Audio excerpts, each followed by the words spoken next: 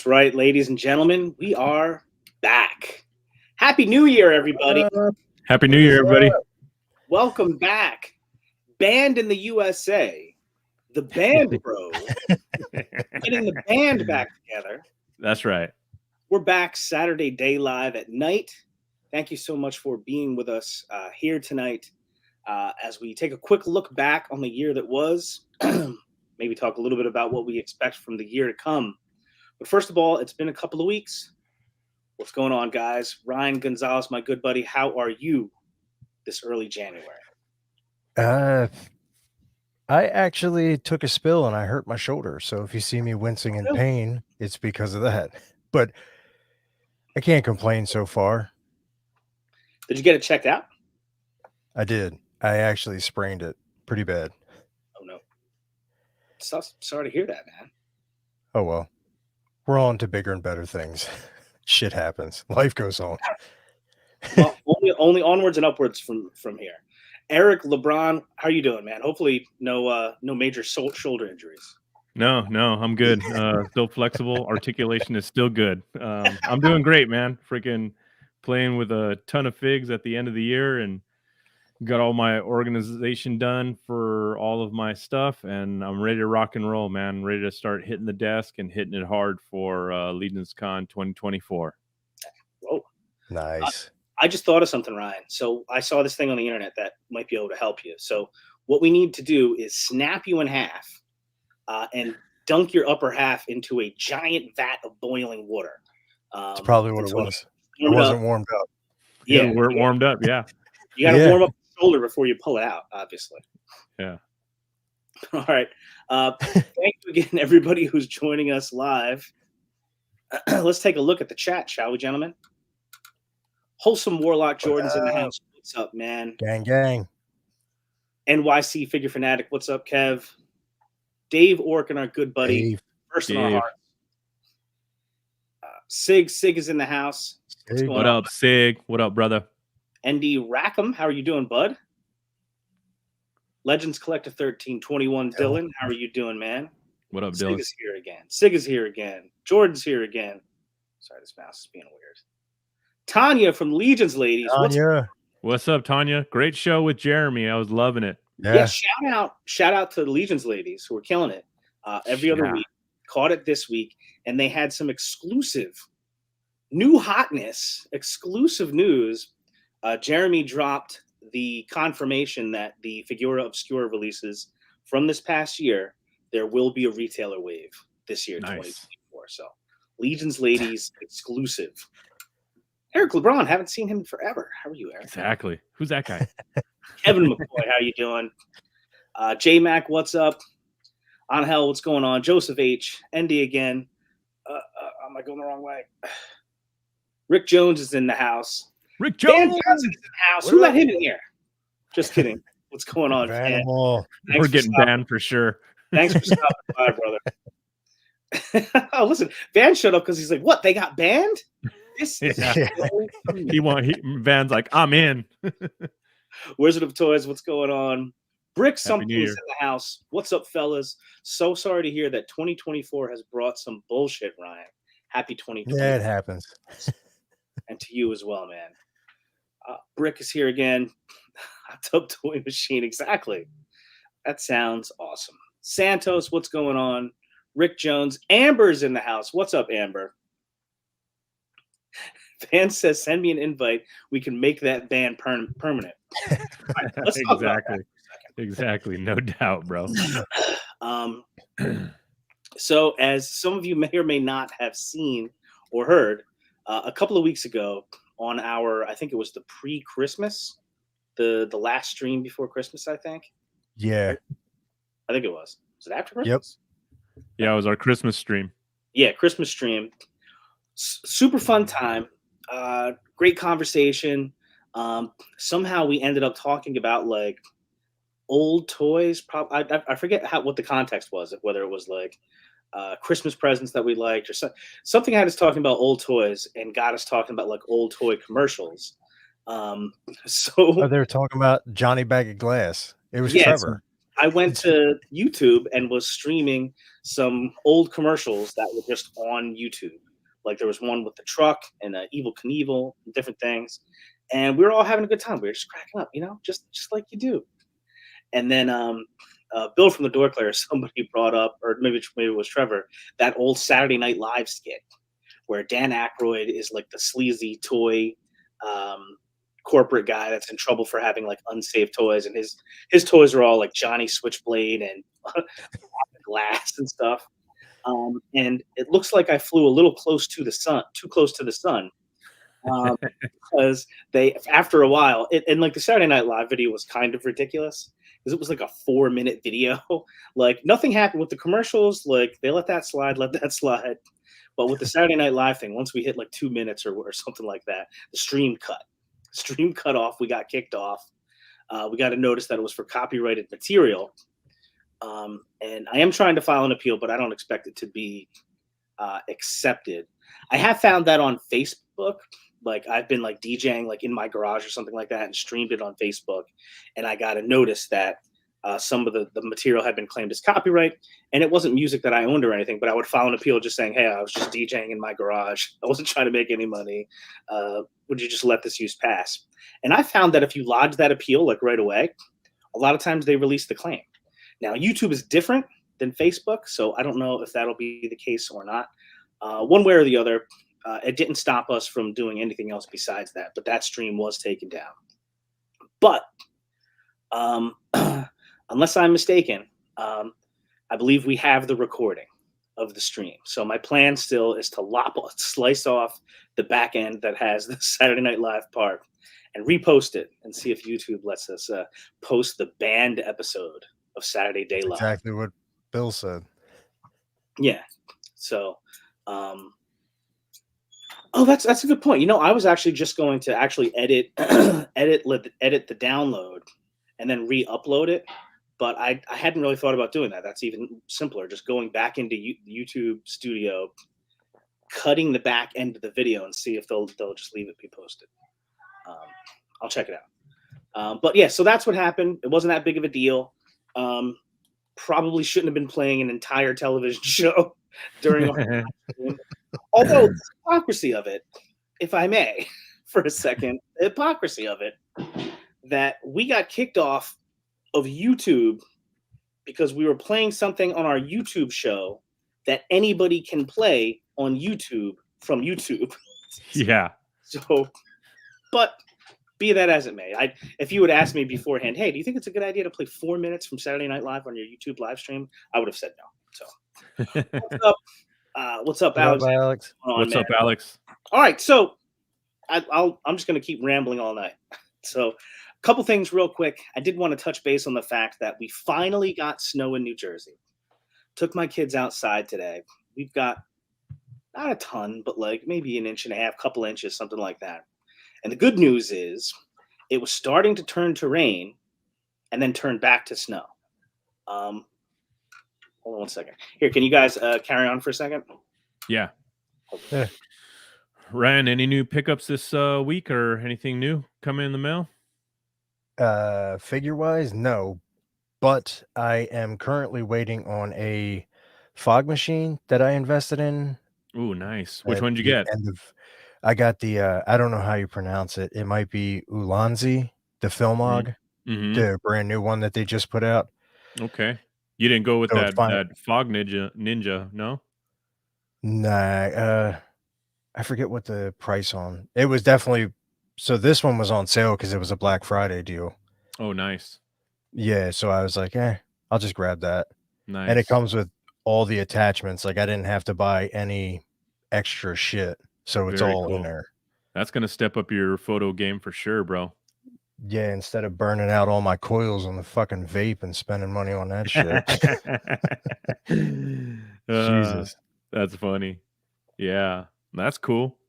Man, I've been getting a ton of shit in lately, dude. Freaking tons of trades that I've been doing and stuff, and picked up a couple figures here and there from some fellow collectors. So I'm having a lot of fun just geeking out on some new shit, man. I'm really, really loving it.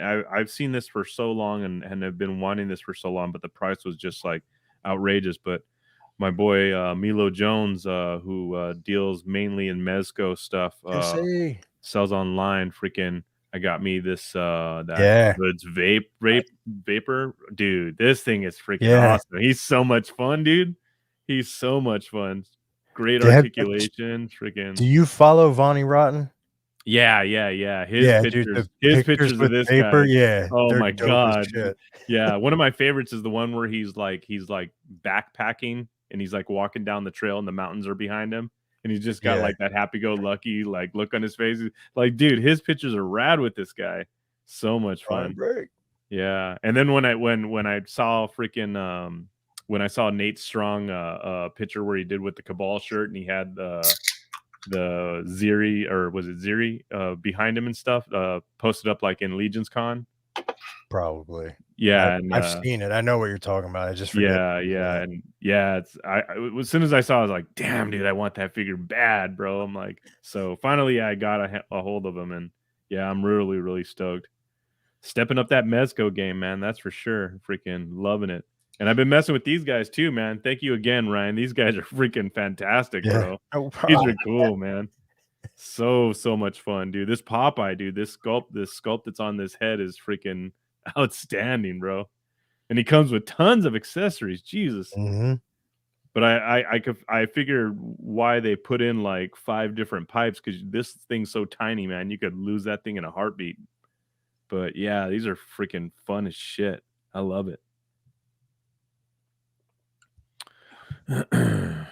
Everything good? Yeah, sorry about that. Yeah, just None. trying to make sure the kids don't kill each other. It's all good. Just be nice to each other. Just be cool, guys. Be cool. Yeah. Your number one rule, bro. Be cool. With varying results. Yeah. Yeah, you guys were just talking about some pickups. I was going to ask you, just kind of like generally, like, what's the rundown on, how'd the holidays go for you? Anything big happen? Did you just chill? Did you get any presents? Did you get any presents for yourself? Like, how'd the holidays go for you guys? Ryan? Not too bad. Amber, I told you guys this. Amber got me a Proxon, so I'm going to try my hand at some Dios too. Oh shit! Nice. Yeah. Nice. One tip I will offer for safety reasons. When you cut with that Proxon, cut outdoors. And if you can't cut outdoors or whatever, if you're in an enclosed space, wear a respirator, dude, because that no joke. smoke that comes out of off of that foam is like deadly. So just don't be breathing that shit, bro. Yeah, it's bad. It's bad for you.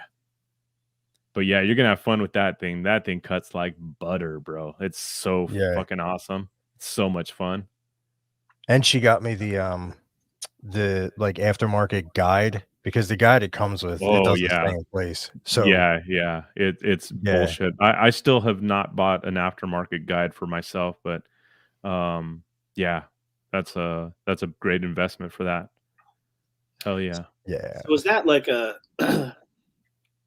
its own self-contained like machine? Like, do you have to like hook it up to like a computer? Like, how does it work? No, it's just like a flat table, and it's got like the arm with the wire that goes down into the table, and basically you just plug it in, turn it on, and it's got like a heat knob, like to turn the heat up or down. You could set it, and Ryan, when you're using it, set it at about like 3 or 4. That's way hot enough to cut through anything as far as like foam is concerned when you try it out or whatever. But yeah, it's just basically just a wire foam cutter, dude, and it's amazing. It's fucking amazing. So much fun. That's pretty major. Yeah. So listen, Ryan's already getting to the top of the photography game. Now, yes, sir.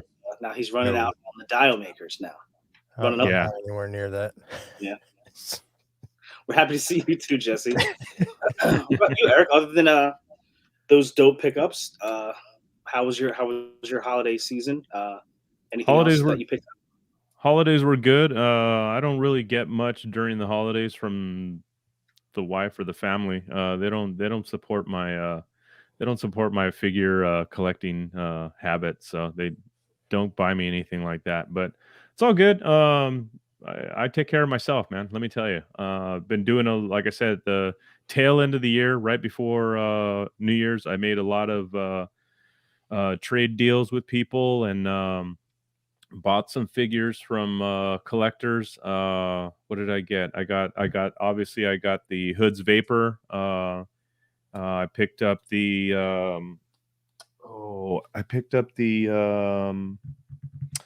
the Mezco Batman Gotham by Gaslight. Yeah, Yeah, I got that's a that. great figure. Yeah, and then I got I got the Joker from one guy, and then from Jeremy Gerard, I picked up the Gotham by Gaslight Batman. So now I got the set.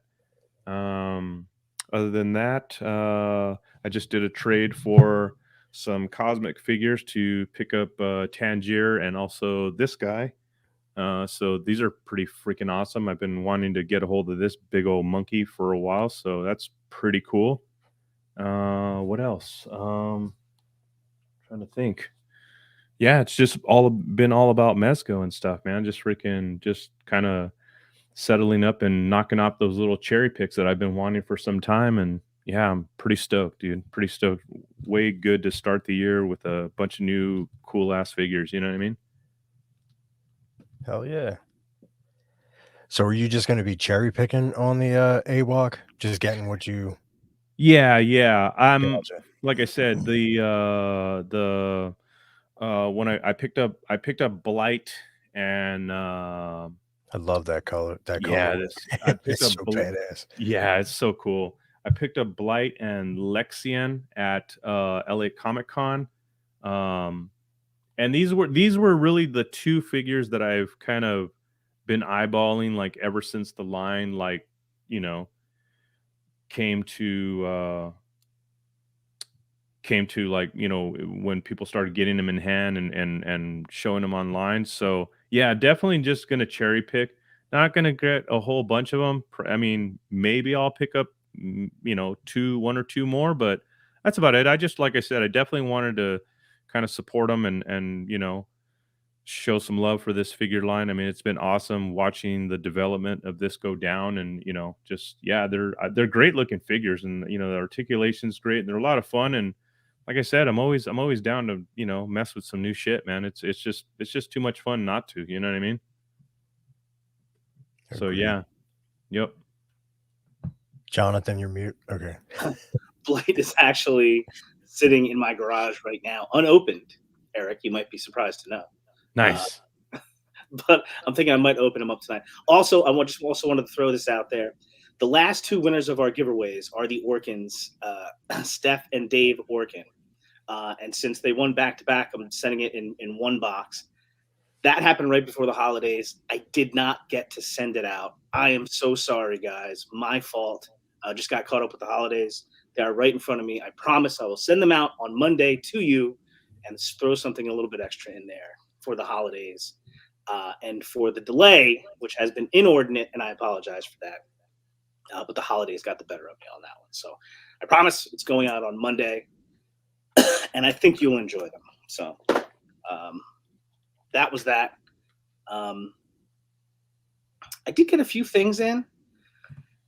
Haven't gotten a chance to open a whole lot of it yet. My Hiss tank came in. My G.I. Joe classified Hiss tank. Nice. But I haven't opened it yet. Sort of thinking about just selling it.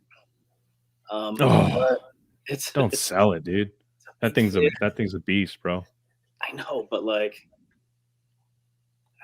you know, I don't know. I'm thinking about it. Now that it's one thing, okay. Another thing that I got in that I'm not considering selling is my Mondo Timed Edition Deluxe Skeletor. Nice. Came in. It's sitting right now in his box, right under the tree. But I have looked inside. He looks amazing. Anybody else out there that's doing any of the Mondo stuff, holla at me if you got the Mondo Deluxe Skeletor. He looks dope as hell. That's the new one with the dragon and everything, or what? Yeah, so it's sort of like the corollary to the Deluxe He-Man, where you have like 3 different looks. Right. Battle damage, whatnot. Yeah, you can do battle damage. regular, and Dragon Blaster. Nice. Yeah, definitely those three. Yeah, that's cool. And I've been able to sort of resist the other ones that look so awesome. But there is a part of me that feels like you want to pair that Skeletor with the Panther, don't you? And I know the Panther already shipped out to everybody, but the flocked one didn't go up for pre-order yet. And I saw the flocked one in person at PowerCon, and he's freaking awesome. Beautiful, bright purple. I felt his flock. The flock was amazing. Brian Brink says, don't sell the tank. Block off a couple of days to mess with it, though. I spent half my vacation messing with that thing and opening the horde of figs I bought it to go with. That's going to be a slippery slope. I stepped away from classifieds from when What's up, Curtis? What's up, Curtis? Happy New Year. But every once in a while I'll grab one. Like I grabbed her. Vic got me Copperhead last year. They're awesome, man. They're doing Hasbro's doing such a good job with classifieds. They are just really great looking figures, like updated versions of some of those old Ara designs. They feel awesome out of the package. Like Vic did get me some figures for Christmas, which I absolutely love, and apparently causes her lots of anxiety. But among the things she got me was Classified Shipwreck, and he's awesome. He's like so much fun. He's got Polly the little bird. So I don't know if how did the flock feel? I don't know. It felt like, soft and fuzzy, just like me. Like a cool velvet poster. Yeah. Yes, exactly like a velvet poster. Yeah. Yes. Yeah, those speaking of classifieds, man, I'm telling you, for me, I mean, I'm not collecting classifieds. I have like maybe one or two classified figures. But man, it's been real tempting lately with all those new flocking amazing. Yeah, it's been real tempting with all of a lot of those newer releases, man. Just I'm like, oh, I can't do it. But man, it's been so tempting. I just don't have the only problem is I won't get them because I just don't have the display space for them. I don't have anywhere where I could, because if I go in, I'm like going to go heavy, you know what I mean? And it's like, but yeah, some of especially the newer ones that have come out recently, like the Dreadnoks and stuff. I mean, those are freaking fantastic. And then seeing people like Rob Turner doing like his kind of repaints on them and stuff, and like kind of adding some details to the skin tones and stuff, and kind of dirtying them up a little bit. Oh man, it's just like, oh shit, I so want to do that, but again, it's been hard to resist that temptation for the classified line, because yeah, they're really starting to kill it now, man. Really bad. Yeah, especially when, I'm in a sort of like, as I look towards the new year, and it's like, all right, well, how am I continuing to evolve as a collector now? And a part of it is, just like a lot of people say, I think focusing a little bit more on what I want to collect, because, I've reached max capacity for space, space and money, space and money, space and money. Mm-hmm. And plus, once you get so much stuff in at a time, you don't really get to enjoy it that much. And so it's like, all right, so what, I haven't actually bought anything new this year. Of course, it's January 6th, so I guess it's not that much of an accomplishment. But part of you starts thinking, right, collector brain. GI Joes, even at an increased price, they're like $25 each, right? So if I bought 2 Joes a month, it's like nothing, right? It's like 2 Joes a month, and then all-ins for every 4 Horsemen. No, I'm just kidding. Exactly. It starts to freaking add up quick. So we'll see. I haven't been buying a ton of classified, but every time I do get one, I really like it. So we'll see. All right. So I guess that kind of catches us up here. We do have some business to attend to. Yes, we do. We have yet again, I don't know if you caught us during our early days last year, we had an award show where we went through a few different categories and kind of had just really more of an excuse to talk about some of our favorite things from the prior year. Is that the Nightfall Batman? Yeah. Yeah. Yeah. Nice. Curtis McFarlane freaking is killing it, man. Yeah. McFarlane is killing it big time. And see, This almost made my top 5. This almost made my top 5, but yeah, Really? I freaking love it. I just love the color and the design of him. I just think it's a fantastic figure. His articulation sucks, but whatever. I mean, it's not like I'm not trying to bash the figure or anything, because I'm not really keep putting him in like a full, like, I don't know, like super, crazy pose or anything like that. But I think it's a fantastic figure. I think it's like probably one of the coolest looking Batmans out, dude. Yeah, it's freaking so dope. yeah, not really, Curtis. Although we did get Lauren apparently did kick us off during our last live. Everything is much better now. Yeah, that Nightfall Batman looked freaking awesome. Yeah, he's Blue dope. and Gray that was my first Batman anyway. I know I have seen that figure pop up like on some top figure lists. It's, yeah, same here. I have, so the next I don't really collect McFarlane. The only McFarlane figures I still have Hellbat, which is a pretty cool figure, and then I still have what's his name? Isn't his name Blight? Purple guy, green translucent head. Yes. Yeah. Batman Beyond. Yeah. He was on sale last year, I think, for Black Friday. Got him. But there is another McFarlane figure that's starting to hit stores that I will be hunting. Captain Carrot. Because he's a rabbit. The multiverse. DC Multiverse Captain Carrot will be mine. And I will make an Easter display this year with a bunch of rabbits. Rabbit action figures. I can't. Nice. Be awesome. That's right. Excuse me. Purple Gang. All right, let's get down to business, guys. Let's go. Let's talk some awards. So everybody, the way we kind of did it is we just threw some categories out there, have a few rankings, just to give you an idea of where we went. We ranked our top 5 favorite 4 Horsemen action figures, top 5 favorite non-4 Horsemen action figures, and then we have a number of other categories. Some of us will have choices for some of them.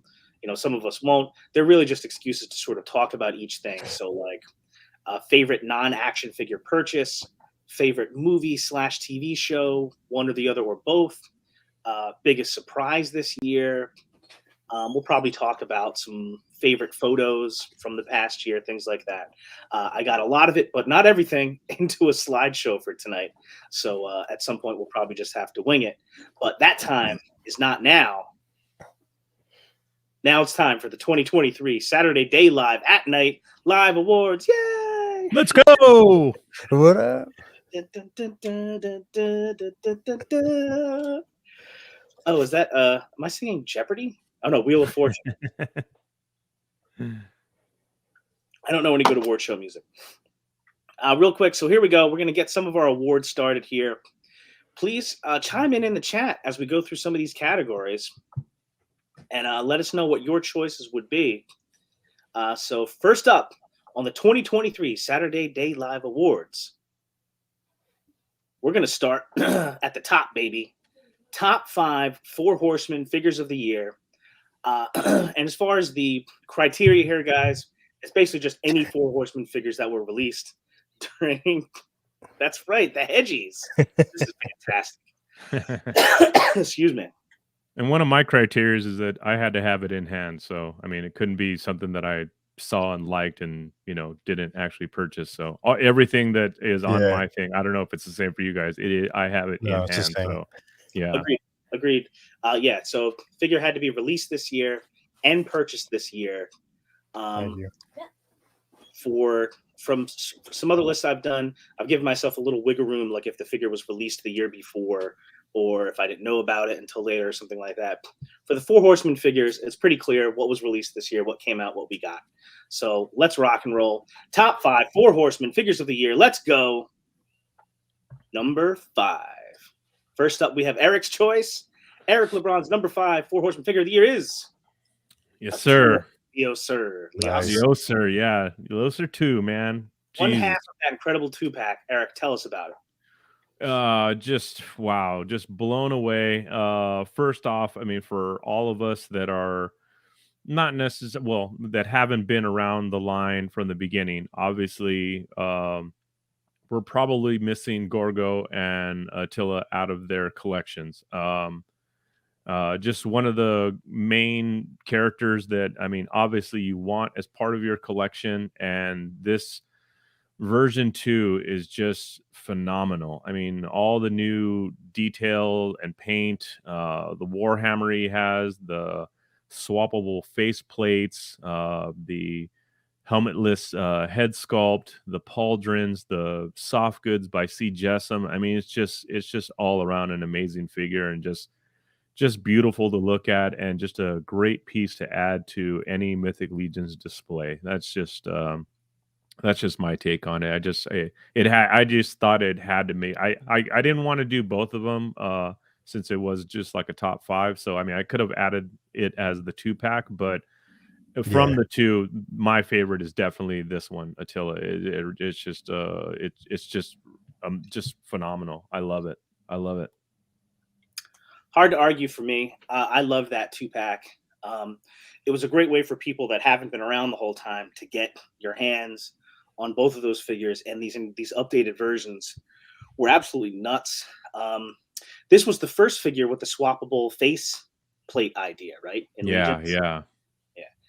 And I just love how they're both completely, like, in their own way, like ostentatious. Like, this guy's like big, giant, gold, ridiculous, and his head has now been on like half the photos that you see get posted on the Mythic Legions Cabal.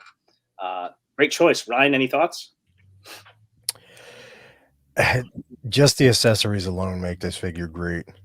And I really can't. It would just be echoing what Eric said, basically. So I love the way the cape drapes over the shoulder pauldrons instead of plugging into the back. Mhm. Yeah. That's probably my favorite feature for the cape. Mm-hmm. Just gives it a more ornate feel. Yeah. All right. So that's Eric's number 5. Next Yes, up, we have Ryan's number 5. And now Ryan has been able to keep his essentially a secret here until we go through them. So Ryan's number 5, I'm just going to do this, right? I went cosmic. Nice. Dude, I got a thing for the 1.0 body females. Heck They yeah.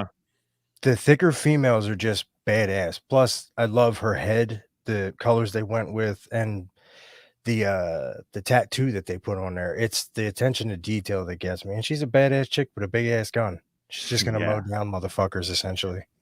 Yep. Yeah. Yeah, I definitely think this figure.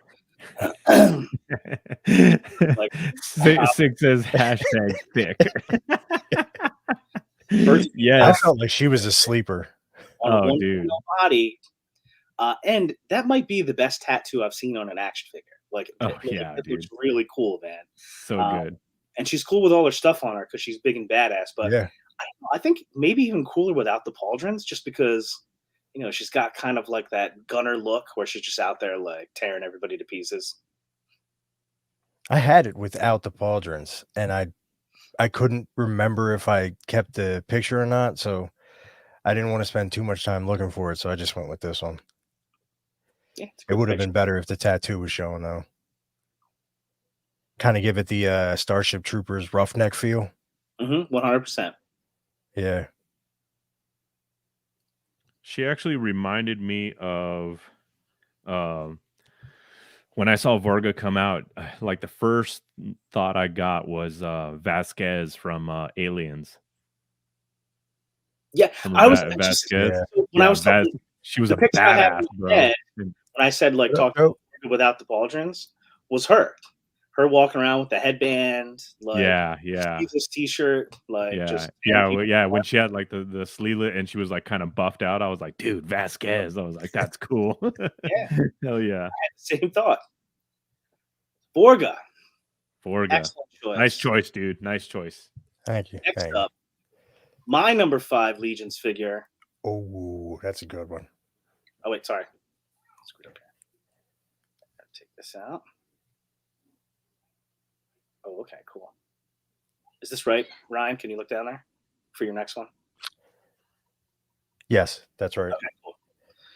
All right, sorry guys, a little behind baseball. Just want to make sure that we're doing everything right. All right, now my number 4, Spexian Also Prison Guard. Great, Yep. great choice. Incredible figure. I remember my Cosmic Legions Wave 1 showed up, the all-in showed up, I think like on June 30th or something like that. Before the end of June, they showed up. And this whole box of these figures that I've been waiting for a couple of years now. And this was one of the first guys that jumped out at me. And I got to be honest with you, I wasn't even like the bugs. I thought the whole outer space bug was a cool idea. But I don't know that I was specifically looking forward to them until they came. And I opened this guy up and I did a review of him that I put on my channel. And this is sort of how it went for me. I opened him up, took him out, started trying to mess with getting the wings in and stuff. And I found some of the stuff fiddly. And at first I was going to be like, oh, am I going to hate this figure? And like within 30 minutes, I was like, holy shit, is this the best figure in the wave? Because once you get his stuff on, I don't use everything. But like his presence is just incredible. The color shifting paint is in some ways very subtle. Like it has like a metallic sheen essentially to it. But it's one of the coolest paint jobs I've ever seen. The wings are super cool. I love the way the light refracts through the wings. Giant green space bug guy. And I sort of love what that represents. It's kind of like, Forceman came out and said, okay, you've been waiting for Cosmic Legions. Here's Wave 1, and anything is possible. So we might throw big, giant bug guys. So he's my number 5 Legions figure of 2023. Nice. Great pick, bro. Great pick. Absolutely. So, before we go on, I did want to say we are going to have another giveaway tonight as well, and I'll mail all 3 out on Monday. And I figured we're going to start the year strong, so I picked a figure that is one of my favorite Legions. Fits some of the action figure stuff that I love, even though you typically don't see a lot of this stuff in the Legions line. And I thought some of his colors looked Christmassy, so we're going to give away a Chronaw. Nice. Nice. So Chronaw. Very nice. So later on, we'll be giving away a Chronaw unopened as a thank you for hanging out with us for a little bit tonight. Let's get back to the countdown. Number 4 Legions figure of 2023. Eric LeBron says, Spexian Prison Guard. Nice. That's right. Yeah. I mean, come on, man. Yeah, it was no doubt. Definitely one of my favorites from Wave 1.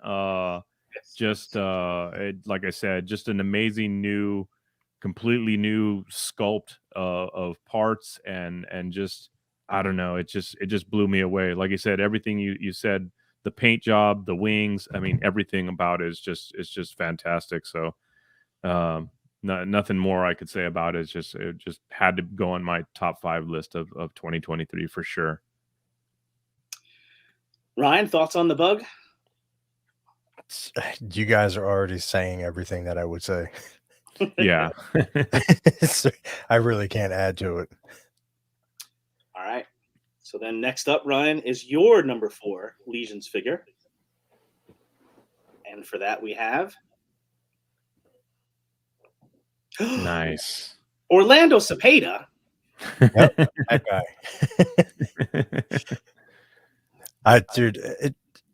I always wanted an alien that looks exactly like this.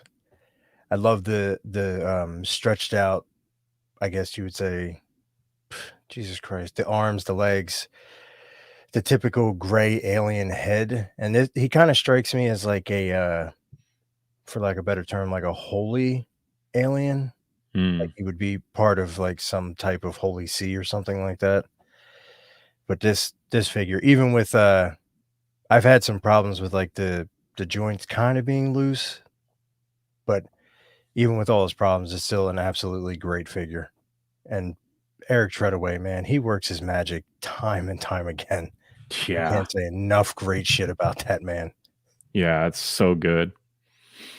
Yeah, I mean, like I said, this is like one of the quintessential like sculpt for an Yeah. alien type, figure. It just when I saw it, it just totally took me back to like X-Files and stuff like that. It Yes. was just like Yes. so good. It's like this is exactly what you would see walking off of a UFO if it landed. You know what I mean? It's like this is what you Mhm. would expect to come out of there.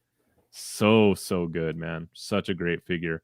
Though, I mean, I know, obviously there were some QC issues with breakage and stuff like that, but what if you took the right steps and gave them the hot bath like you should and warm up all the joints throughout, I mean, it works out as a great figure. And I'll say, man, I love the fact that the Red Death cloaks or soft goods fit perfectly Yeah. on him and look fantastic. I have one just like this, and I have one with the robes on, and it looks like you said. It almost looks like a monk or like a holy man. It's just so good, so good. Great pick, bro.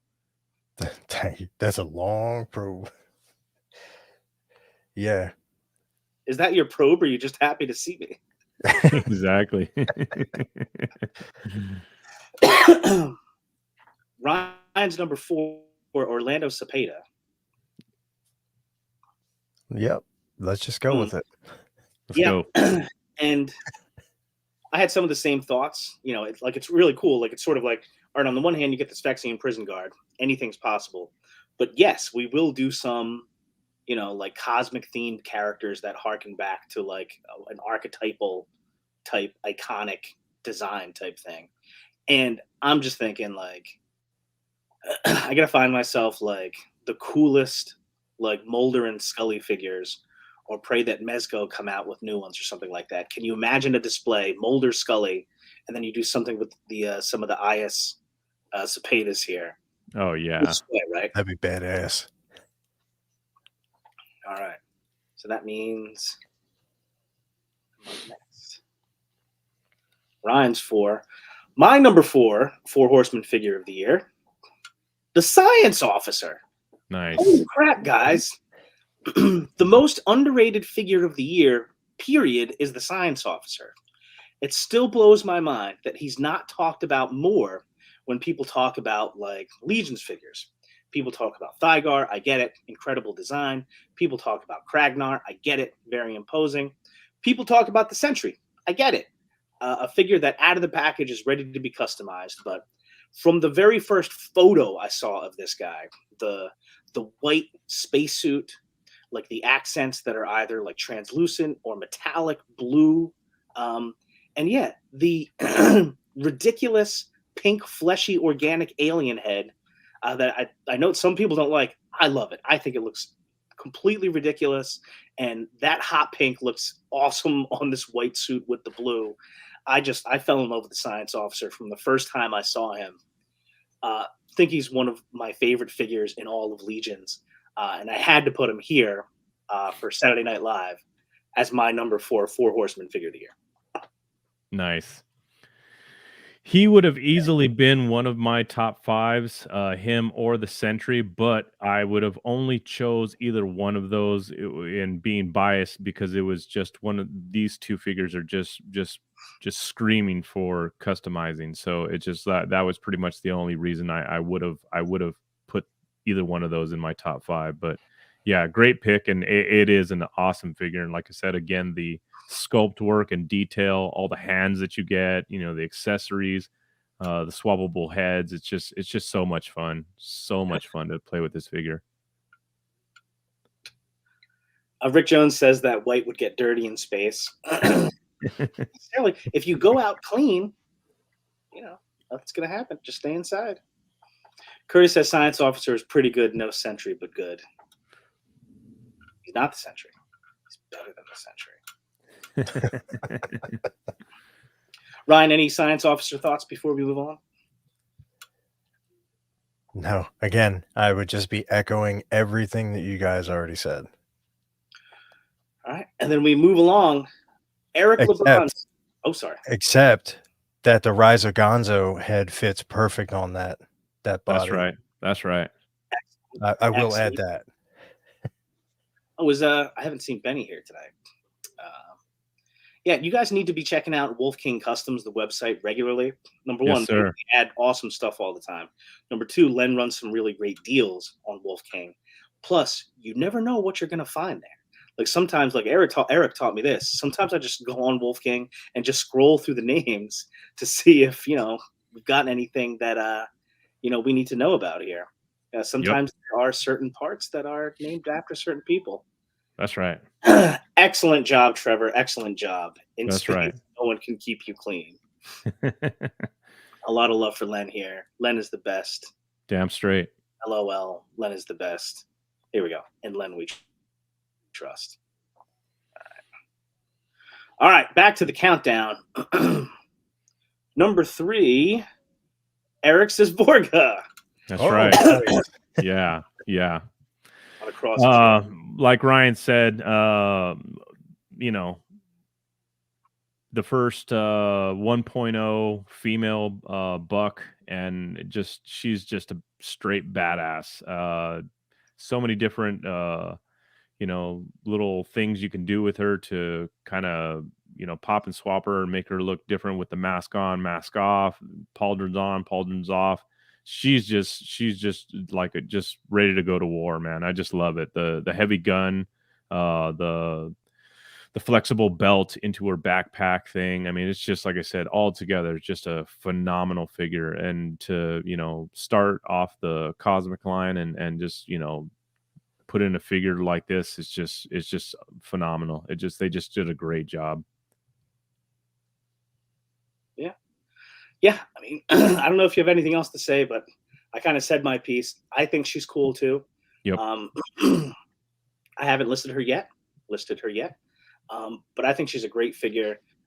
She's another figure that sort of represents something new, right? That we've never seen before. So I think that's cool. Get some of these. You laughing at the van one? Yeah, let's get to that next. Caleb says Borga is the Cara Dune of Cosmics. That's actually legit. Legit. Yeah, I can see that. Yep. Dan says, dang, gents. It's okay to pick a Mythic Legions figure, This was the year of Cosmics. It's right? Cosmics, baby. It was Cosmics this year. Hey, I picked Attila. That's right. Eric picked Attila. And we got the first ever wave of Cosmic Legions ever hit, number 1. That's massive. And then on top of that, we got the second wave in as well. We got 2 essentially waves of this brand new line. Mythics is still, we had all the tactics figures, and a lot of that stuff is awesome. And we got the reinforcements too. But we didn't get like a whole new wave in, of new figures yet. Oh, you know what? We did get that All-Stars wave in, right? That was 2023. Damn it. I just forgot somebody I wanted to put in my top 5. All right. So, damn it. I'll put them up as an honorable. Who was yours? Mine would have been the Xylernian Guard. Yeah, okay. Van. I agree. Dude, I forgot all about that fucking thing. I was actually going to put Dubon as one of mine, but yeah, I didn't because I just kind of I went with a couple of other ones. Oh yeah, hold on one second, just real quick before I forget. Or should I do it at the end? Now I'll leave suspense. Not that anybody gives a shit. I'll try to remember my honorable mention because I did want to mention this figure. Forgot to put him in the top 5. Darn it. All right. Keep moving. Borga's awesome. Let's go. Ryan's number 3 is Nice. Novian Lean. The cosmic reign of terror continues. The Cosmic Predator. Yeah. Badass predator looking dude who's also got like to me anyway, a Wild West vibe.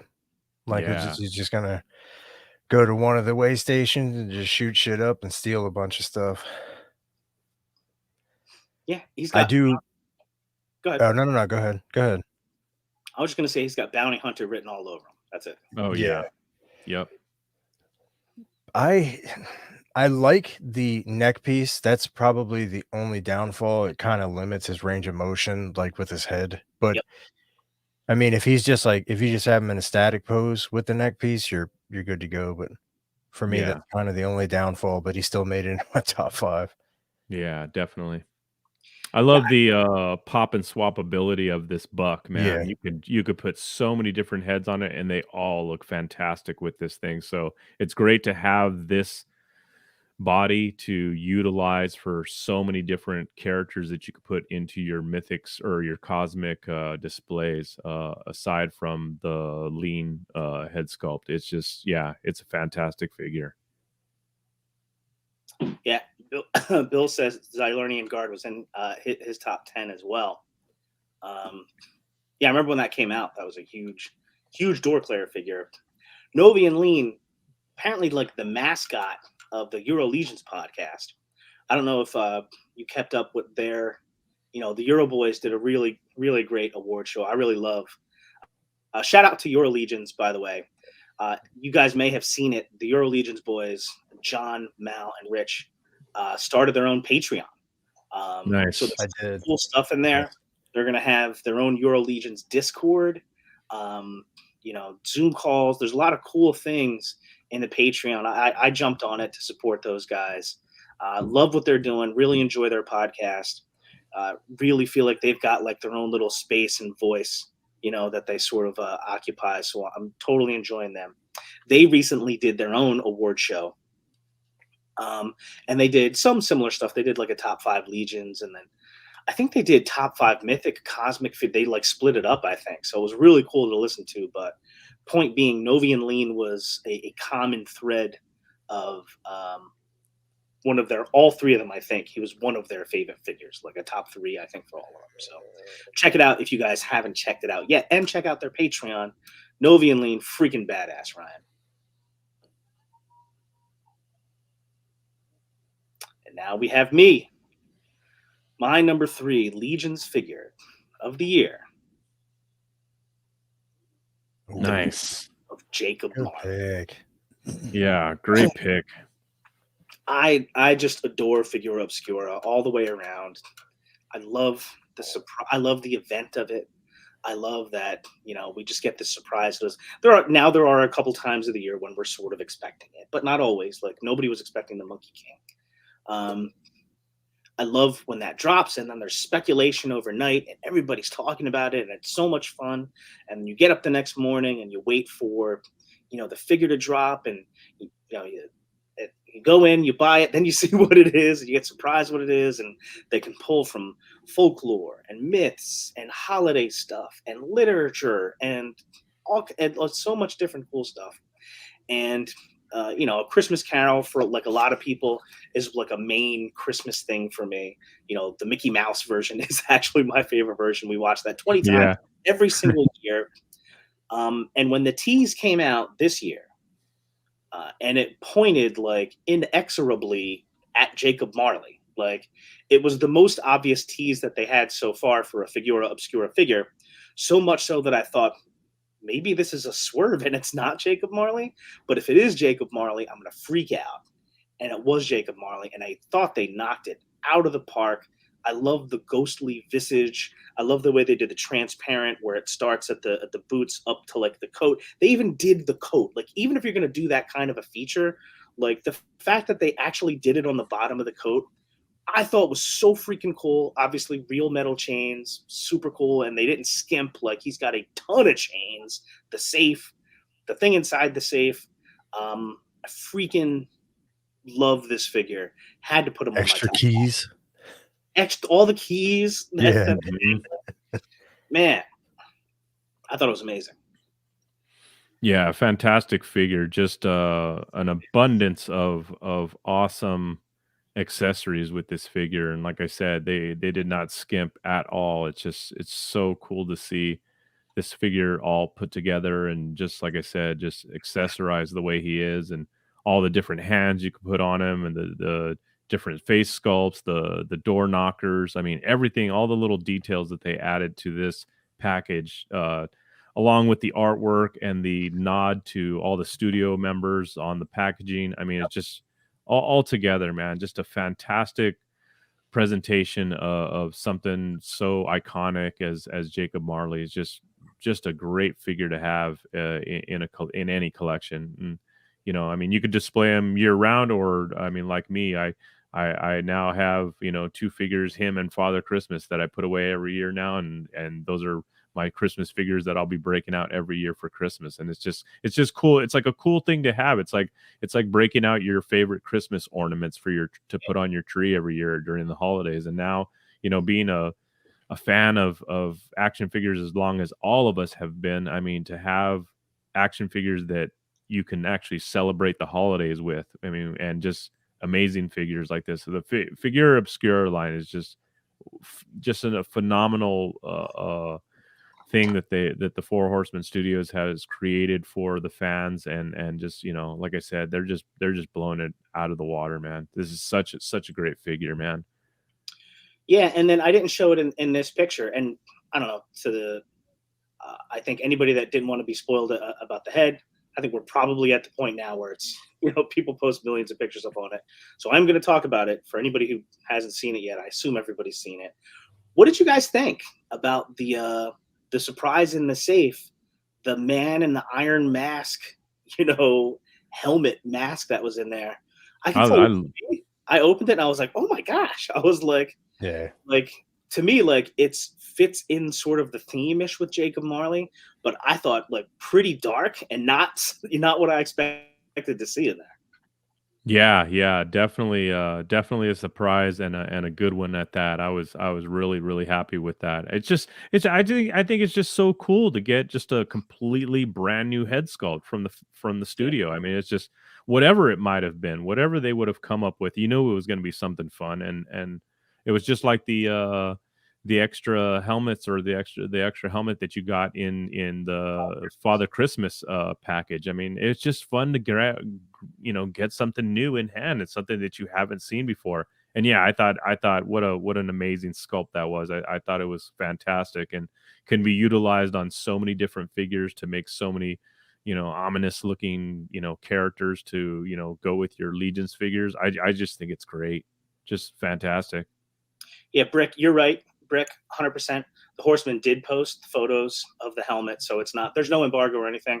I was just saying, if there was randomly somebody in here who, for whatever reason, they bought one late or something like that. But yeah, the Horseman did post the helmet. Where's Brian's at? Brian says, I just opened mine last week. How do you get the harness on? Just so you know, on the Four Horsemen Studios, right? On the Four Horsemen Studios YouTube channel, Jeremy did post a how-to video about popping and swapping him and getting the harness on. It's real simple. I just put the arm out straight and I heat the shoulder with a hair dryer. And if you guys do something different, tell me. Try to get under the jacket so you get the actual shoulder. You hold the figure and then you pull the arm off. Do the same thing on the other side. I take the head off, put the harness down over, but do be careful with the harness, because there is a piece where it's glued, where if it gets stretched too much, it will pop open. Like it's fine. You could just leave it like that, or you can glue it back together. I did that. Yeah. Yeah. I put a little bit of blue tack on it just for the picture, but yeah. But like, if you're careful, like it is like, I got it down without it breaking, and then I just pop the arms back in, pop the head back on, and he looks like that. So Yep. Yeah, I did pretty much the same thing. I just popped the head off. I heated up a little my measuring cup or whatever of water, and just dunked the top half of him in the water, and then just popped his arms off so they came off easily, and then just slid Just slid the harness on. I mean, it just takes a little time. There's all the chains and stuff that kind of get in the way or whatever. But just take your time and just slide it on a little bit at a time, and kind of like just work it around the body because it kind of does. It's the rubber to rubber, whatever. It does get stuck a little bit, but it works on there, and it's not as hard as it seems to get on there. But and once it's on, it fits perfectly. And like I said, pop the arms back on, and you're ready to rock and roll. It's good. Yeah, I found it pretty easy, but Bill had even like a little bit of a tweak to getting it on, and this makes a lot of sense. So what I did is I had the coat on the figure after I took the arms and the head off, and then I kind of shimmied the harness down over top, and that worked out well. Bill says, take the coat off, take the arms off, take the head off. You probably don't even need to take the head off, but I did. I thought it was easier. Take the coat off, put the harness over the coat, then slide the whole thing over the figure. That makes a lot of sense. That makes a lot of sense. Yeah, definitely. And that'll definitely probably keep from breaking that back piece or that one glued piece that people are having a little bit of problems with. But yeah, great tip, Bill. Kevin says the same thing. That makes a lot of sense. Yeah. Not the kind of thing apparently I would have just figured out on my own. But, Bill with the figure of cheat codes. We lost Ryan for a second. Yeah, he said he was going to step off for a second. Okay. All right. So Jacob Marley.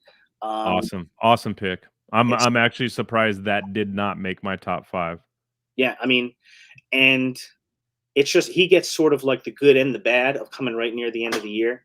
Like he's fresh in mind. The fact that he's awesome, it's still like, he wasn't going to fall out, too far back no matter what. He's so fresh. He's so fresh, so cool. That was kind of one of the reasons I didn't pick him, because he was so new. Like we just got him in hand. It was like, oh man, I hate not to pick him, but it's like, man, we just got this guy, and like everybody's been talking about him for so long. It was just kind of too easy to be like, yeah, Jacob Marley, you know what I mean? So that's the only reason. Like if it's new, like you might think this is what you're focused on because it's new, but sometimes a figure can really ingrain itself as one of the best of the year when you sort of look back on it and you're like, man, this figure is still dope from 9 months ago. Like, yeah. I like to, when I pick my figures too, I like to pick figures that, like you said, even after time, like I'm still playing with this figure. I'm still looking at this figure. I'm still like the wow factor's still there, even after a great amount of time, after a whole year's passed, and you're just like, man, I just can't get enough of this figure. It's just too good. So yeah.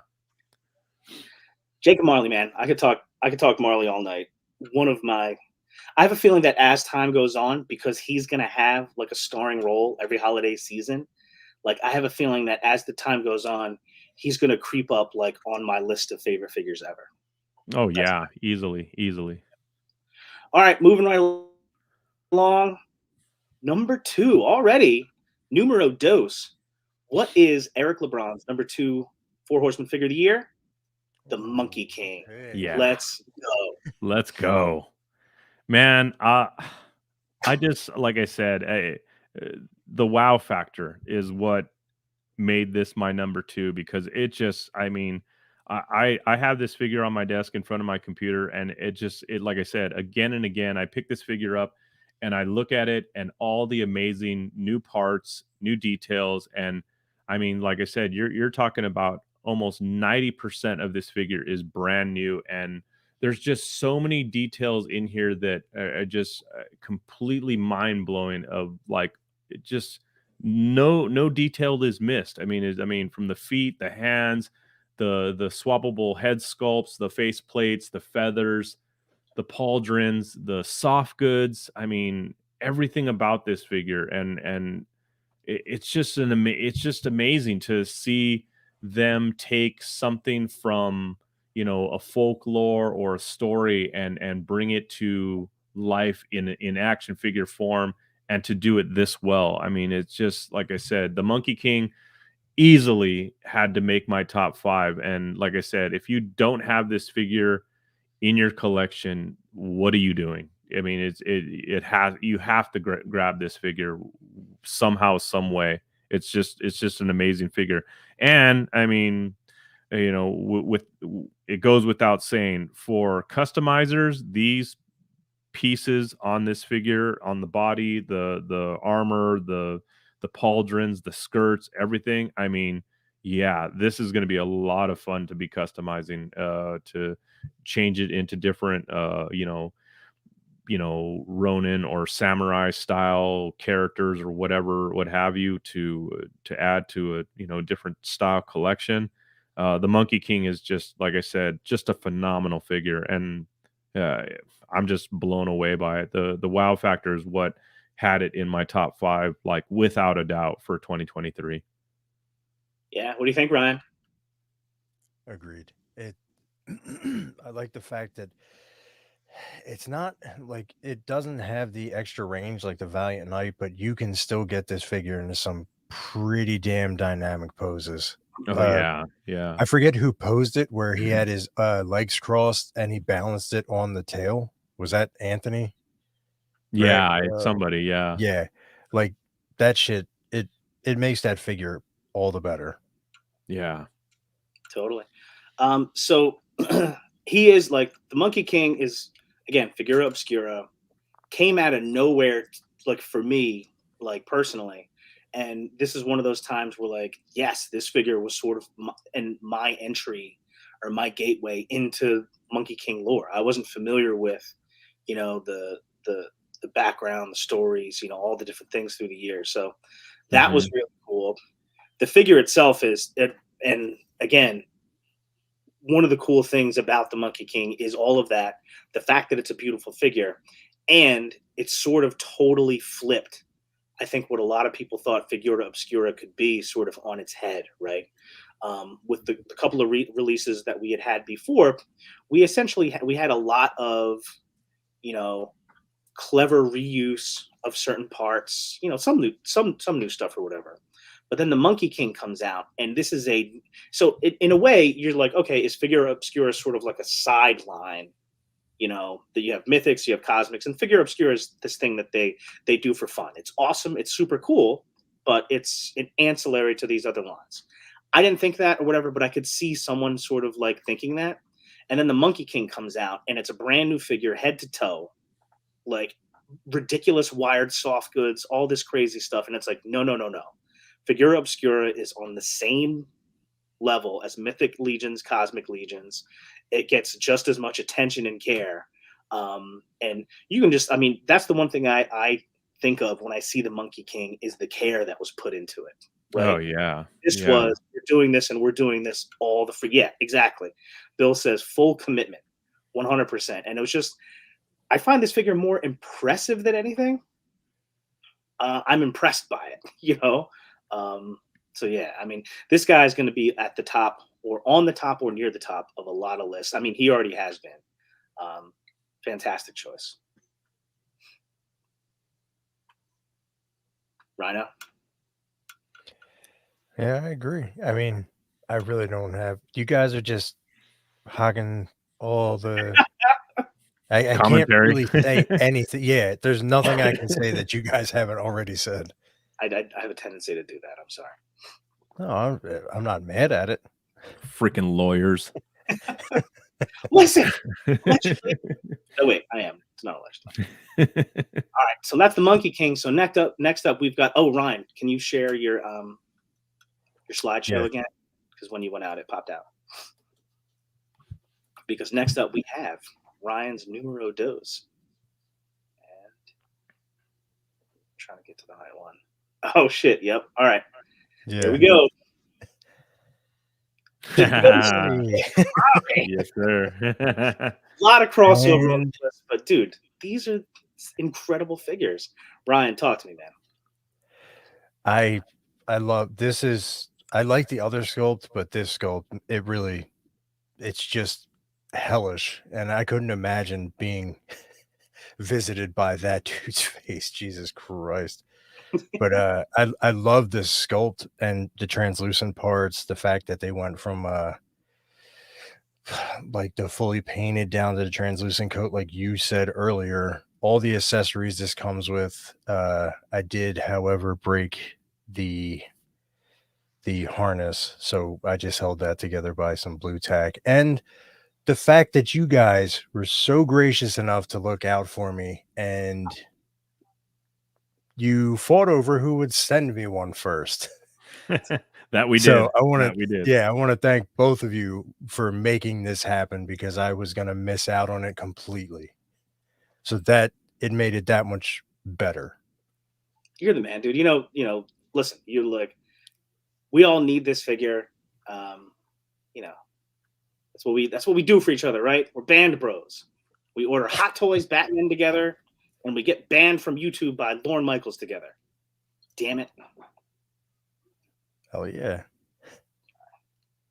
Every once in a while I have to look up and say, did that cause an injury? No, I don't think so. Yeah, incredible choice. We've talked about Jacob Marley a lot. We could probably do it all night long. Sorry, dude. I sent you something I forgot to send you. All right, cool. I'll take a look. Yeah. So there we go. Mine's number 2. My number 2 is Canox Vol. Nice. Cosmic Legions, Canox Vol. I was super excited. This is another one where I was knocked out when I first saw the initial reveal. Brute scale, cool, like almost like not a pearlescent, but there's a sheen to the purple tone of his skin. Big cybernetic ogre brute badass. He's got some furry shorts and a robot leg. I haven't experienced some of the same fiddliness that other people have with him, but in full disclosure, I also haven't like put him through a ton of paces. Like right now, he's sitting on my kitchen counter. Like I just sort of like bring him somewhere, set him down, and think to myself, doesn't he look freaking awesome? And yes, Purple Gang Gang. Hashtag Purple Gang Gang. I love purple. I love Canox Vol. I had the awesome opportunity to do like a first look in hand review before they came out. So I want to thank for allowing me to do that. That was fun. I wanted to thank Ryan for helping me do the review. Ryan came through with some Dio pieces, these complex pieces that he brought from home to the convention so we could shoot the review against the wall in the middle of the convention. Thanks to Len LaGuardia, who helped kind of push me in that direction. And also when it was time to do the review, everybody like helped out, busted out the table, put a thing on, like everybody like helped out setting it up real quick so we could film it. Ryan did some photography for it. Joe Vassapolo helped out. Jesse helped out. That whole thing was an awesome experience. I felt so appreciative and honored. And it's hard for me to divorce that from what I think about when I look at the figure.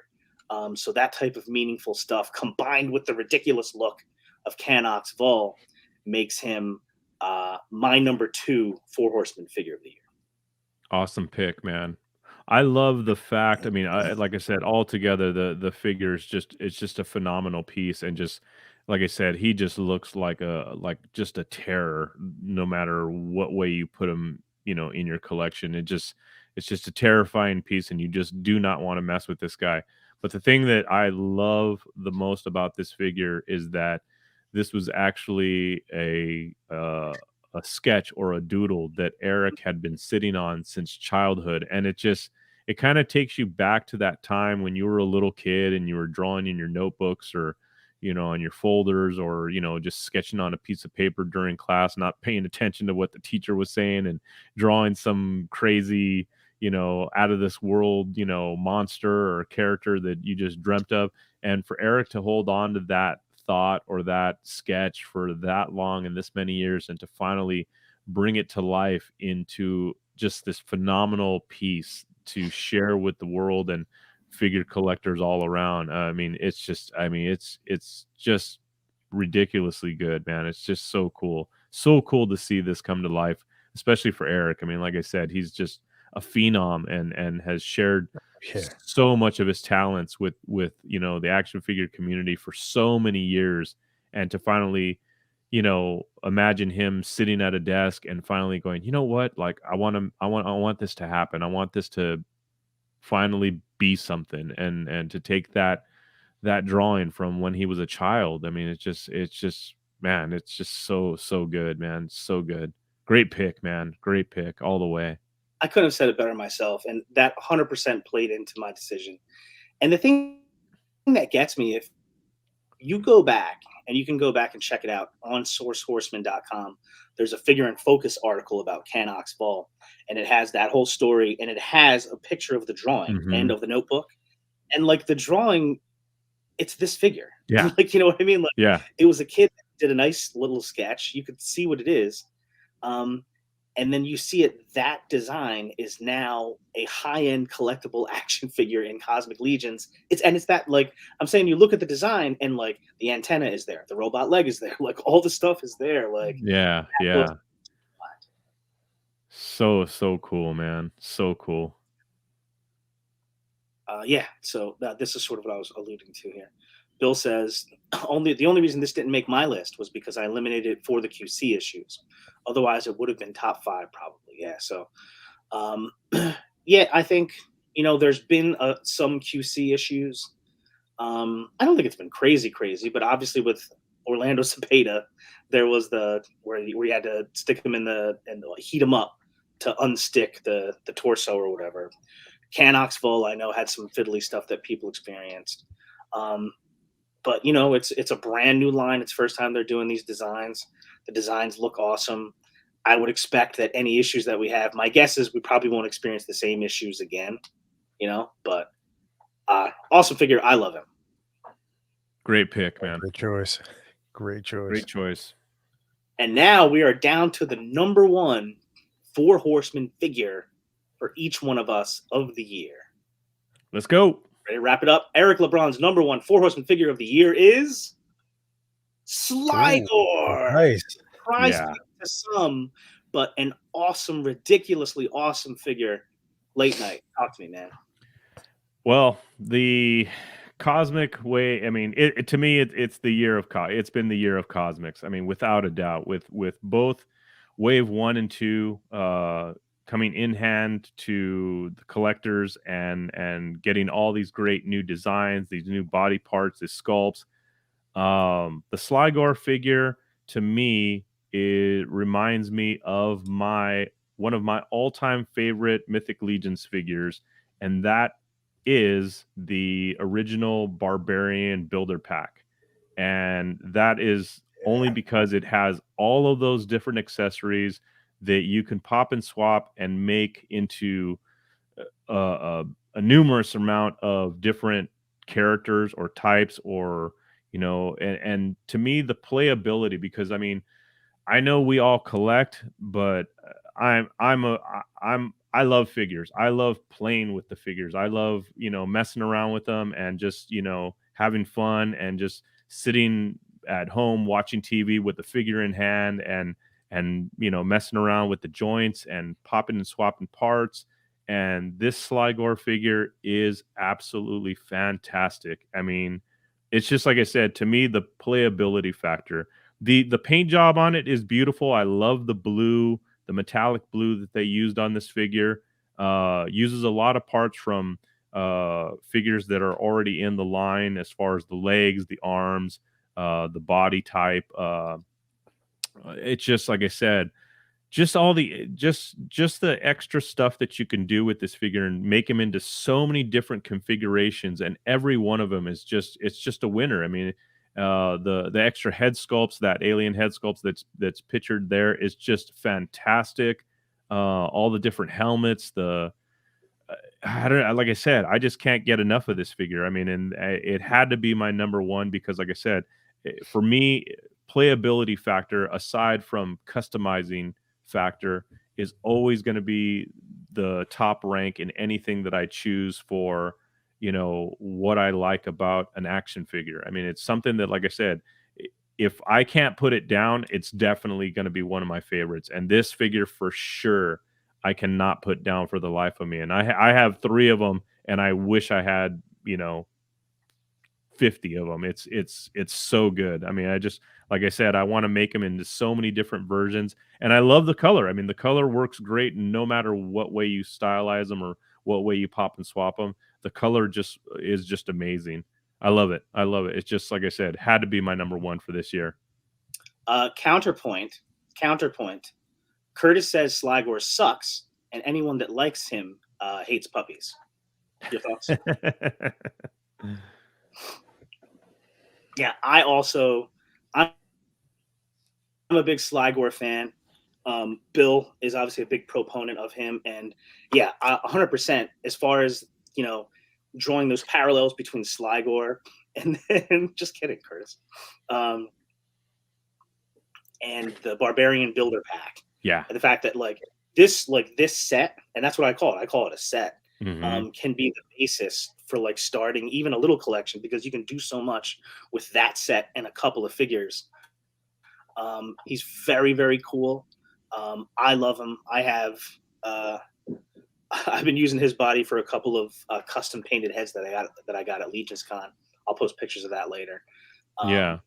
Awesome. Love Sligor. Great choice for number one. I will say Yeah. the blue wasn't. I like the blue a lot. It wasn't quite as brilliant or bright as I thought it might be with lights on it.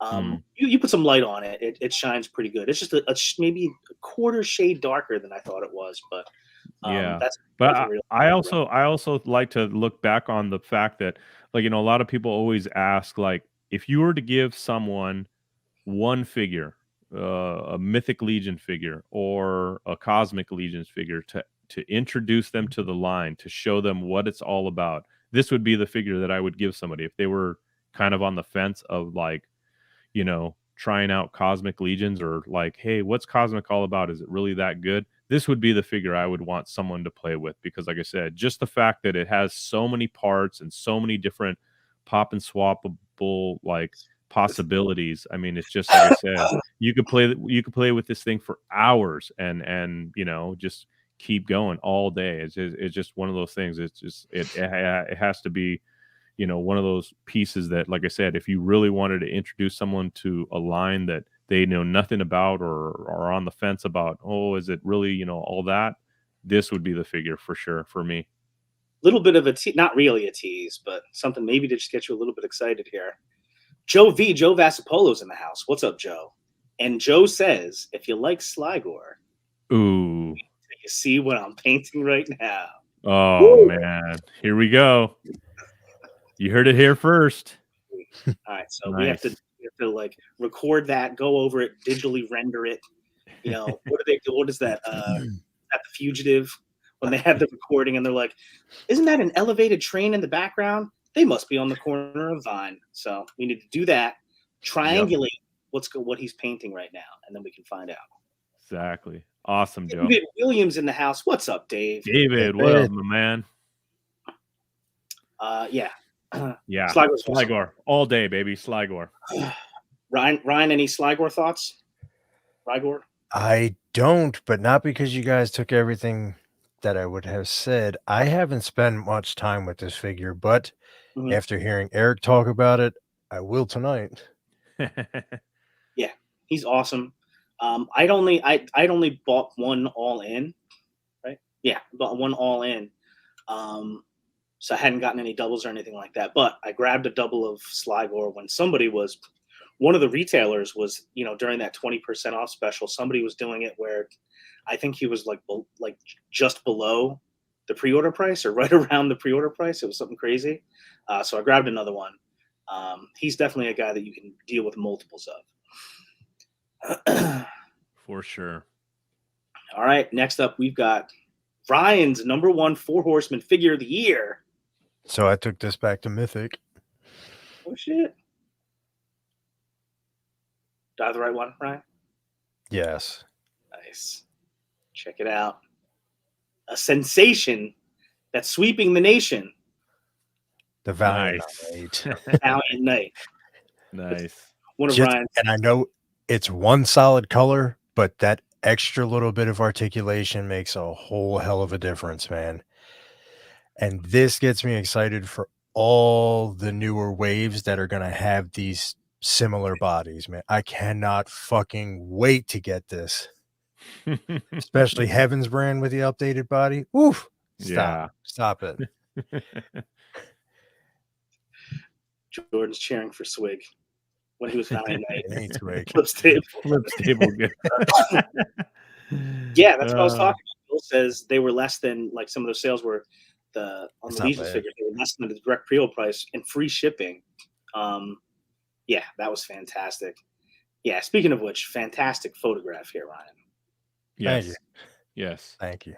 J-Mac I agrees. feel a little you know, kind of like we got that extra gift at Legion's Con to get this figure in hand and Mhm. be the Yeah. first people to play with it and to have it and to see it. And I mean, like I said, after Legion's Con or during that weekend, I mean, this was like the talk of the floor. I mean, everybody was passing this figure around all weekend long. It was just everybody was just blown away. This figure was so much fun to get in hand and so cool. Like I said, getting that extra articulation in those joints and screw it, even though it's one color, it is a phenomenal Mhm. color that they put on this paint job. This the steel that they used for this, or the gunmetal that they put on this figure, it's just beyond great.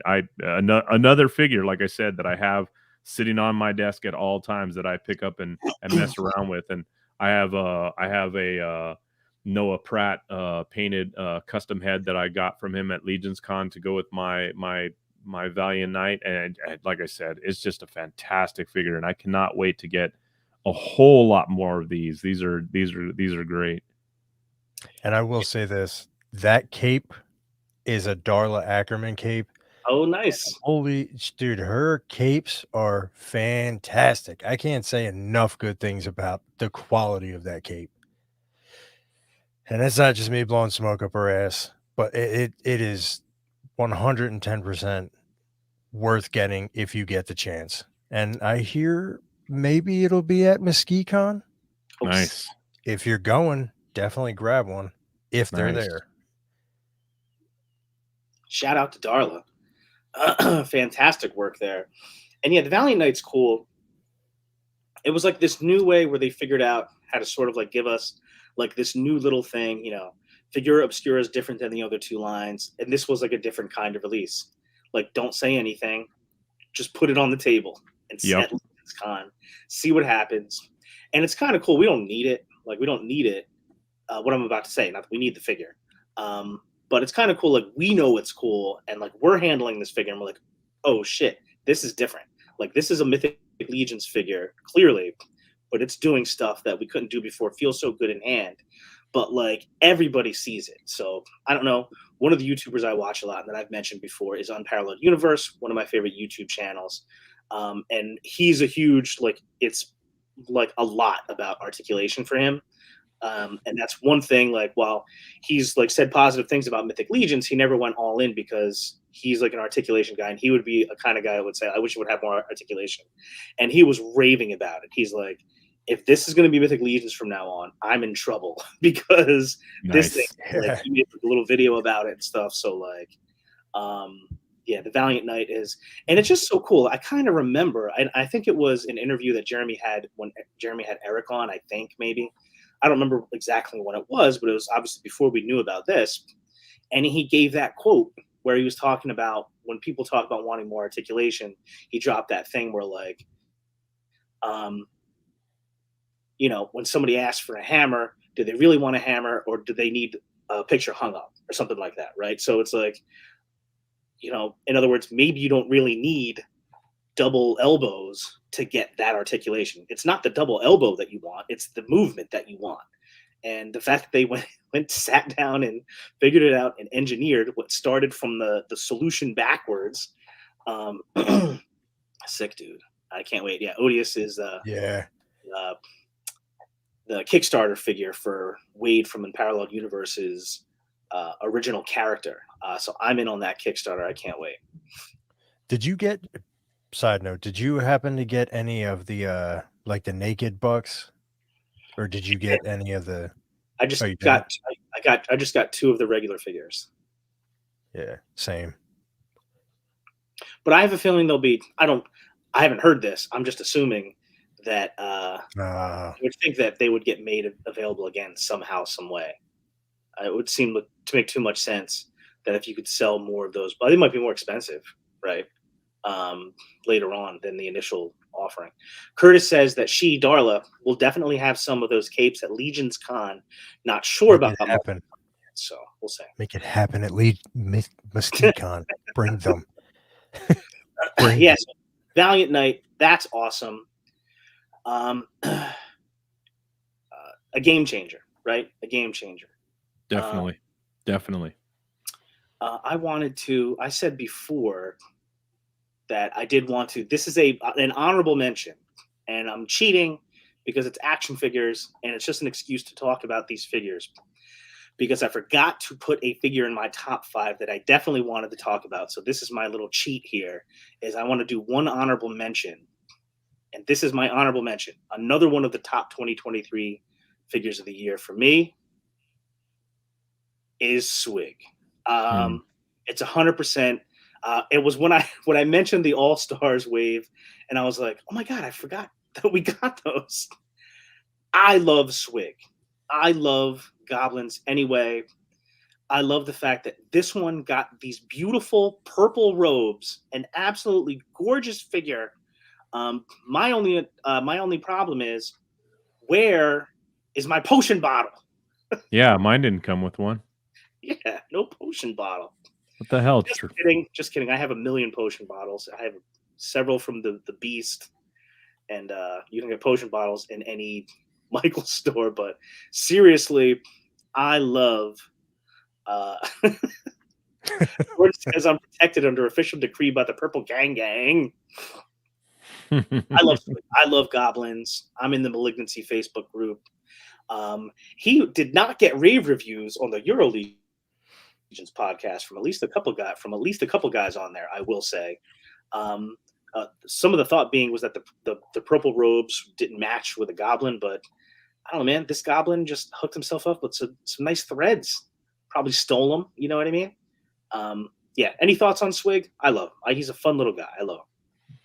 Awesome addition to the goblin character types. Love the new head sculpt.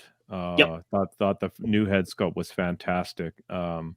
Yeah, I just think he's a ton of fun. His accessories. Yeah, we're all still pissed about that, Trevor. Thanks. But yeah, just all around a fantastic figure. And like I said, who doesn't love goblins, man? They're just so much fun. Oh, should I put that up?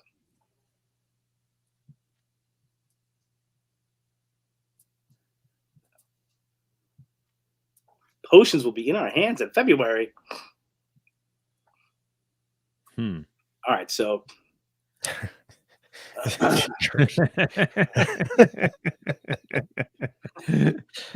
Oh man. Hard pass. Hard pass. No one cares. So that was my honorable mention. I'll go back to the number one that I had on there, my favorite Four Horsemen figure of the year. Mythic Legions and Cosmic Legions. Legions Con exclusive, Waltor the Mad 2-pack. Yeah.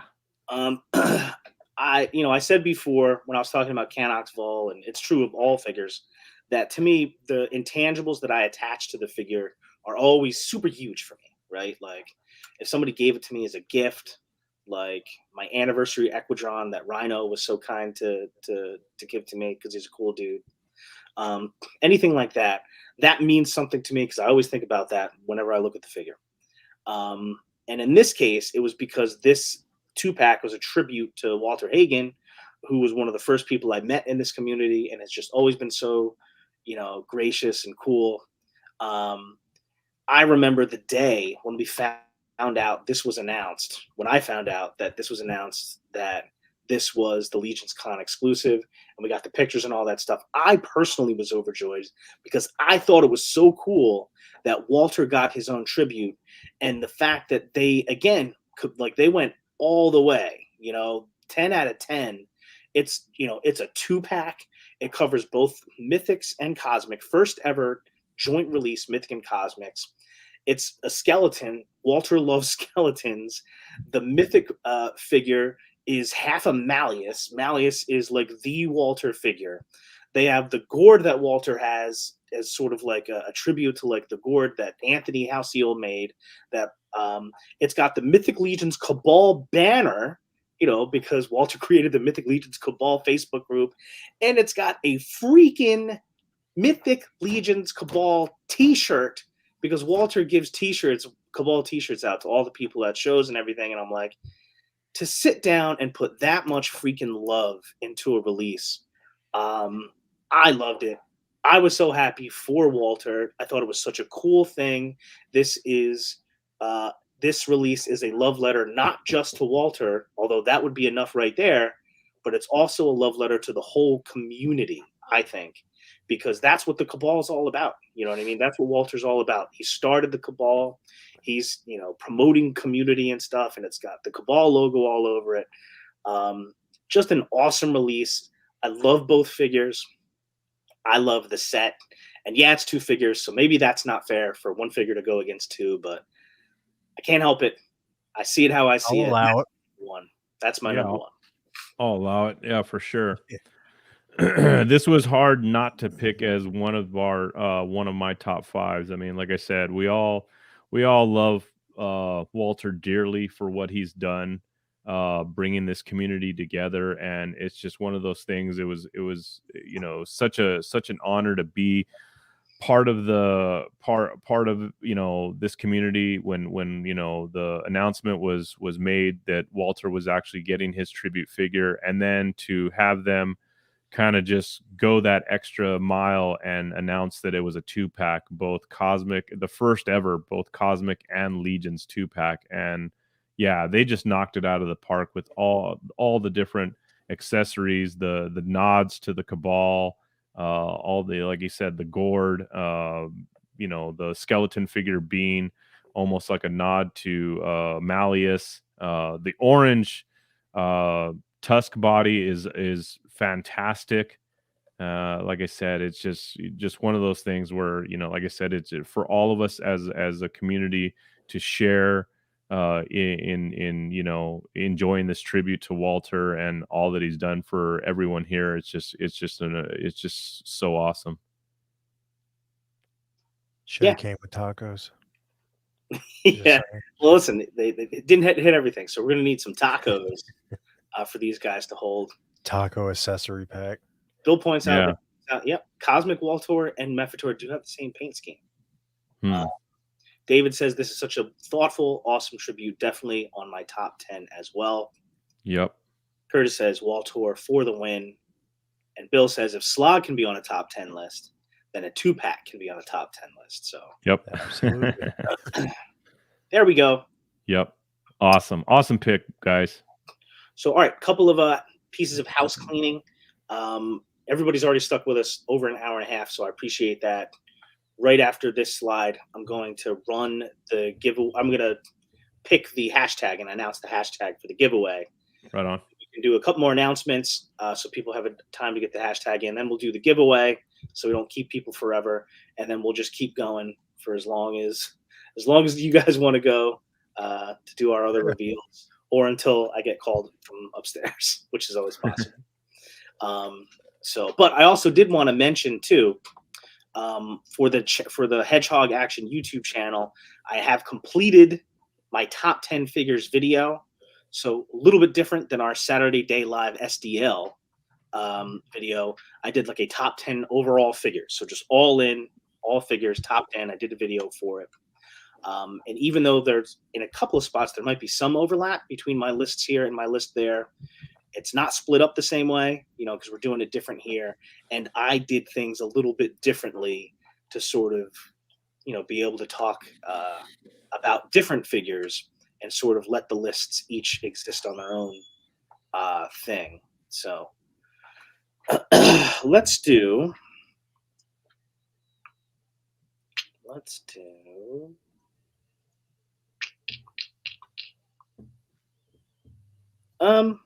Didn't I do this before? I think I did this before and it was okay. I think it worked out okay. All right, let's go for the SDL giveaway tonight, which is a brand new Chronaw, Mythic Legions Chronaw. Let's go hashtag 2024. hashtag 2024. I'm pretty sure I did a number before and it turned out okay. It always makes me a little bit nervous when I do something that I don't see a lot of people do, but I think it's fine. Hashtag you're good. 2024. Hashtag 2024 for the giveaway. I'll put up a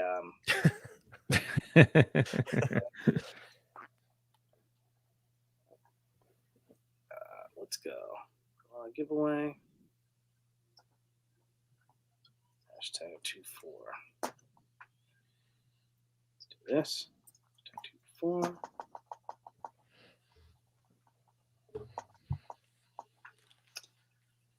Okay, save, show. There's that banner. So there you go. Hashtag 2024 to win yourself a brand new Chronaw that will be sent out on Monday. I promise you. All right. So let's keep things moving here, guys. We're going at a breakneck pace. We just did our top 5 Four Horsemen figures. How about our top 5 non-Four Horsemen figures of the year? Oh, Mr. shit. LeBron, what's up? No, I forgot we still had to do this. Oh, really? Make up a top 5. We still got lots to do, man. Let's go. Let's go. We got lots to do. Lots to cover. All right. Well, that's right. We'll even skip you, and we'll go to me. I'll talk a lot. Don't worry. No, I did this. I'm saying we just finished our Four Horsemen thing, and we're an hour and 40 minutes in. Let's go. If you guys have to go, that's fine. But I think we can go No. quick. All right, here we go. Let's do it. Eric LeBron's number 5. This guy from LA Comic-Con. Talk to me. Yep. Beast. Yeah, the LA Comic-Con exclusive Bighorn Katuda. Just an amazing, if you will, ogre scale figure. Just phenomenal all the way around, and just a really fun piece to have to add to any collection. He's just a beast, and I just love it. It's just it had to be in my top 5. It's just one of those figures that all day, like I said, I look and play with this figure, and it's just so much fun. Great articulation. I have had no QC issues with it at all. It's just, like I said, just a ton of fun. And, being that it was an exclusive figure and I got to go to LA Comic-Con with Walter and met up with Nikki and got to hang out and had a great weekend. It's just one of those things where, I have this figure and it's just one of those things that always reminds me of that weekend. So yeah, top 5, number 5. Definitely jealous. I've been seeing this guy all over social media since they first came out. Big beast, big beefy bastard. Dope pick. Ryan, you're number 5. You ready? Yes, sir. Ooh, Vero Atlas. Where's Rick? Purple Gang. Love the fact that it's a magic user, and I love the fact that it was a tribute. So I really dig the articulation. I mean, I kind of wish it had a little more realism, but AWOC, Spiro Toys, they're killing it. Dig everything about it. Yeah, Greg says, hell yeah, this figure is sick. Rick Jones says, AWOC were great. There's Brick. You're welcome, Greg. You're welcome. Yeah. Oh, shit. Hold on. I'll come back to that. Bill says, top 5 2023 figure I still plan to get. Jada Mega Man, Classified Shipwreck, Storm Bad Brother. I don't even know what that is. Felix Joker, more AWOC figures. Damn it. I forgot another one. So, Joker. Yeah, so I have. Oh, wait, I shouldn't say anything. I just got Classified Shipwreck. He's a lot of fun. He's cool. And I have Felix Joker, and he's freaking amazing. He's like a mini hot toy. Speaking of Felix toys, I definitely that's another one of my cherry pick hit list. I definitely want to get that the Felix toys Rorschach that they have out. Man, that thing looks Inkblot. Yeah, that thing looks freaking amazing. So good. Yeah, so good. I gotta get that figure one of these days. I have to get him. Yeah, it's a badass. There we go. Next up, my number 5 non-Legions figure of the year, G.I. Joe Classified Copperhead. Yes, Nice. this is a Copperhead's here representing the G.I. Joe Classified. It didn't get a lot of classifieds this year. Copperhead was one of them. Cool looking design. I love bright colors. The lime green is dope. He's a dude with a mask on with a machete. And cool story behind it. My wife just picked him up at lunch at Target one day. Just went in of her own accord. Thought I would like him. Picked him up for me. I did. He's awesome. Like I said, they move like a dream, like out of the package. They have a lot of movement. They look great. Not a ton of accessories, but cool accessories. Great work they're doing right now. Love Copperhead. Another figure that like you'll just pick up 10 times a day, right, and just mess with. Nice. Great choice. All right. Next up, number 4. Eric's number 4 is Mezco 112 Collective Mr. Freeze. Hell yeah, this figure is sick. Oh my god. So such an amazing figure, man. I'm not the biggest DC fan at all. I'll admit that. I mean, I've only gotten into DC within the last like year or two. Like I've always been Marvel Legends, Motu, Star Wars, what have you. Just recently I finally started cherry picking DC figures, and also I just barely started collecting Mezco figures, and so thankful for the friendship that I've created with Jonathan and Ryan here, and we've all given each other great figures that we haven't had in our collections and stuff, and this was an amazing gift given to me by Jonathan, and I cannot thank you enough, because this figure is fantastic. Great sculpt work, great accessories, the light up feature in the backpack, absolutely amazing. It's probably one of my favorite Mezcos of all time. It's just fantastic. I think it's just a phenomenal figure.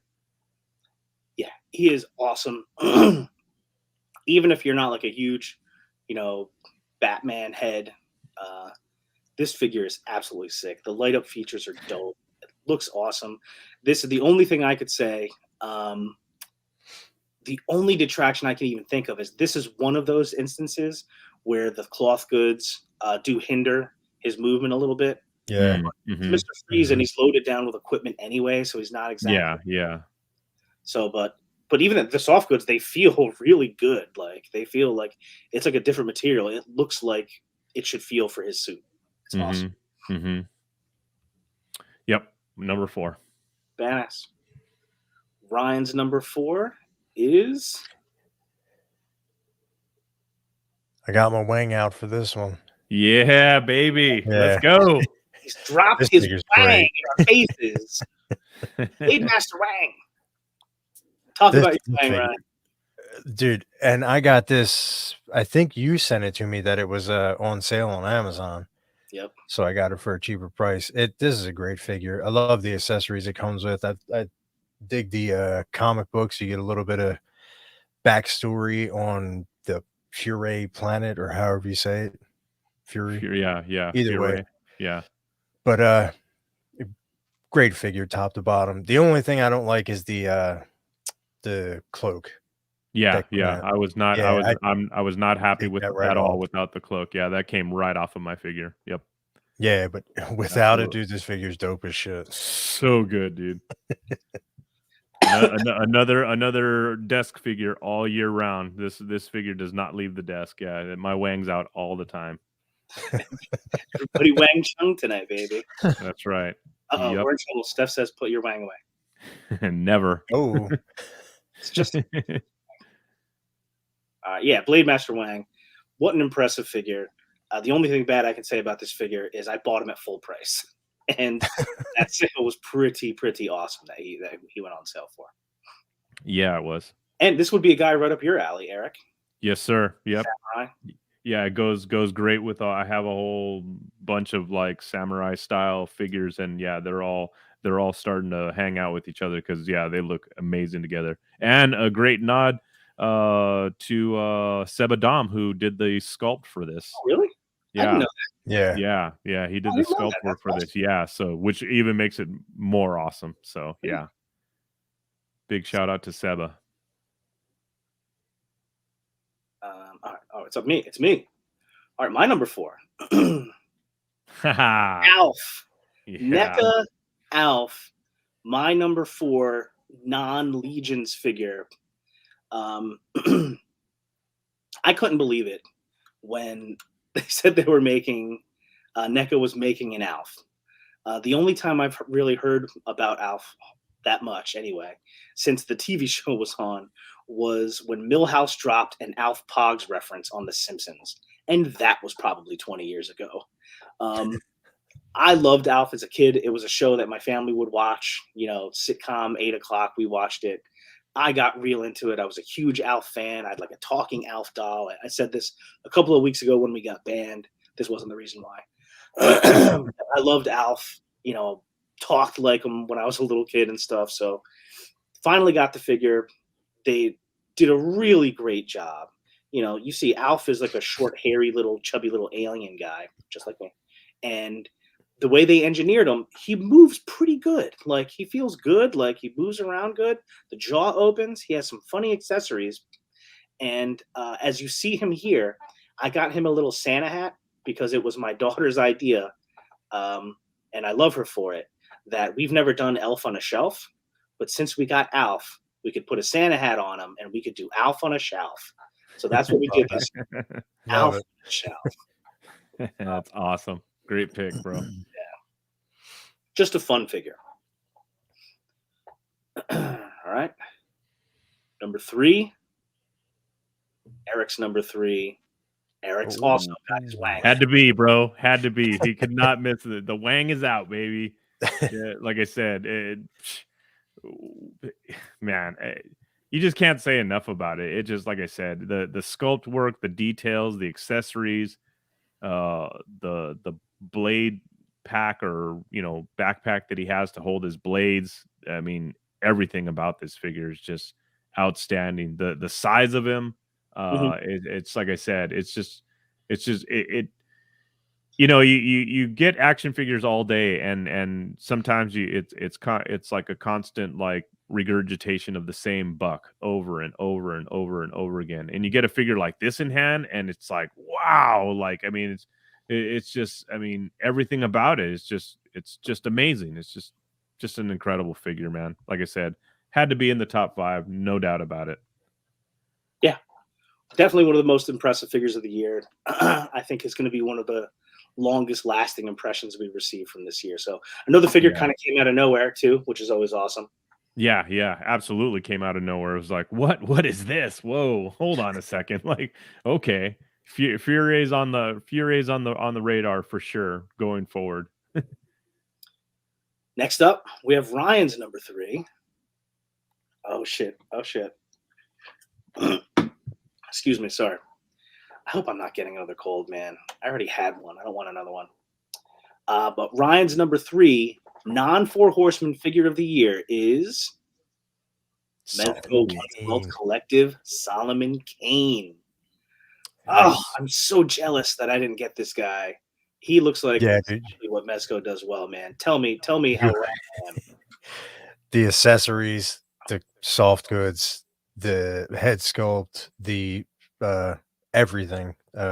Jesus. I believe you could swap the hair too, Nice. but top to bottom. And this, I only knew about Solomon Kane from the movie years ago. That was my only introduction to him. But then once I saw this came out, I started I started digging a little deeper, and I definitely dig this figure a little more. Jesus, something in my eye. No. But yeah, this is a great figure, and if you get a chance to get it, I would. I might at some point. I mean, I hadn't really had no knowledge of Solomon Kane, although as soon as I saw the solicitation, I'm like, oh, so he looks like he's kind of like a Van Helsing type character, right? That's fair, Kind right? of, yeah. Yeah, Juan thought he was Van Helsing. But yeah, it just looks absolutely incredible. Awesome. Solid pick, man. Thank you. back to me. And my number 3, Mezco 112 Collective Morbius. Yeah, the Mezco thing just gets to me, man. Like when Mezco does it right, Mezco figures are sick. Again, they're like tiny little hot toys. And Morbius in particular was another guy. People didn't talk about it too much, but there was a long wait for him, closing in on 3 years. Yup, it's Morbin time, baby. But when he showed up, he's awesome. He's the best Morbius figure of all time. He feels awesome in hand. It's not a situation where you get a Mezco and you're like, you don't want to mess with it too much because you don't want to like get it dirty or tear something or whatever. He feels awesome. He is able to move in his little pajama suit there, which looks pretty cool. The head sculpts are very cool. The mean one is super mean. He's got some hands. Yes. And then most of his accessories fit in his little suitcase, which lights up. It's really, and the suitcase is fun too, because as you're going through like at first you open the suitcase and it just looks like that stuff is sculpted in, like the different little bibs, bobs, and the gun and the different things or whatever, the bottles and everything, the vials. But not everything, but a lot of it actually comes out, and it doesn't look like it at first, but it can come out and go back in. Tough for me. I was kind of going back and forth whether to include Morbius or Mr. Freeze or both. And in the end, although I love Mr. Freeze, Morbius just barely beat out Mr. Freeze by a little bit, just because I feel free to handle him and mess around with him just a little bit more. Both amazing figures, but I love Morbius. And yeah, Brick, it was not quite 3 years, but it was closing in on it. It was well over 2. Wow. I still have not opened this guy. Yeah? Dude, he's dope. Yeah. You gotta check him out. What's up, Art G? Sorry, Art G in the house. Yeah, so Very cool. Morbius. On to number 2, numero dos. Eric picks Mondo Trapjaw. Let's go. Let's freaking go, man.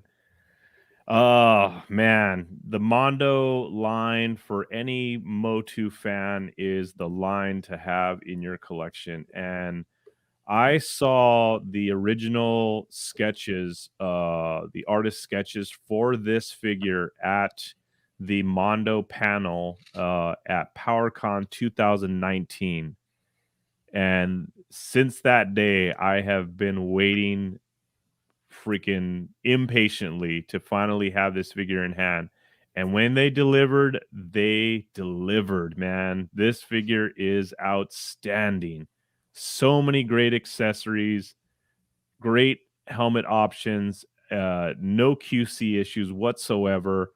Just a fantastic representation of Trapjaw. And like I said, it's just a beautiful piece to add to my Mondo collection, and just had to be one of, if not my number one of my top 5s for sure. Mondo Trapjaw all day. Such an imposing force when you bear witness to this guy. This was one that I was proud of myself for not going in on, but I'm also a little bit jealous because he's such a badass. Like, he's so big and imposing. And if Mondo was going to do a Trapjaw, this is what you want. This is what you want. Yep. Absolutely just incredible. Yeah, there's nothing you can say that'll tell me this figure was not worth the wait. I mean, like I said, had we gotten it and it just didn't look, and they also did, for those people who are into that style, they did the Filmation version of them, which is awesome as well. But this, my interpretation or my look into the whole kind of tribute or remakes of the Masters of the Universe line, I love the fact that they kind of take their own way of making him, instead of just making him like the animated character or whatnot. But this version of him is just absolutely fantastic. I love it. I love that I bought this figure and have it in my collection. Yeah, such a great piece. He's awesome. Like I said before, my Mondo Skeletor just arrived, and I'm excited about that. But I love what I can't go all in because of space and money, but he's freaking awesome. The only Mondo figures I have so far are the Skeletor that just arrived, the original Merman, and then I have, oddly enough, the Mondo timed edition Jubilee. Yeah. And it's because literally, like, I thought it looked so awesome. The effects look crazy.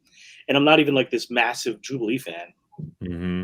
But there's a strong connection for her to me to like the animated series because she's like featured a lot, especially in the first episode.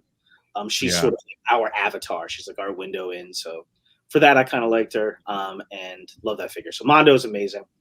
To clue everybody in, I know we just hit the 2 hour mark, so I think we'll finish number 2s.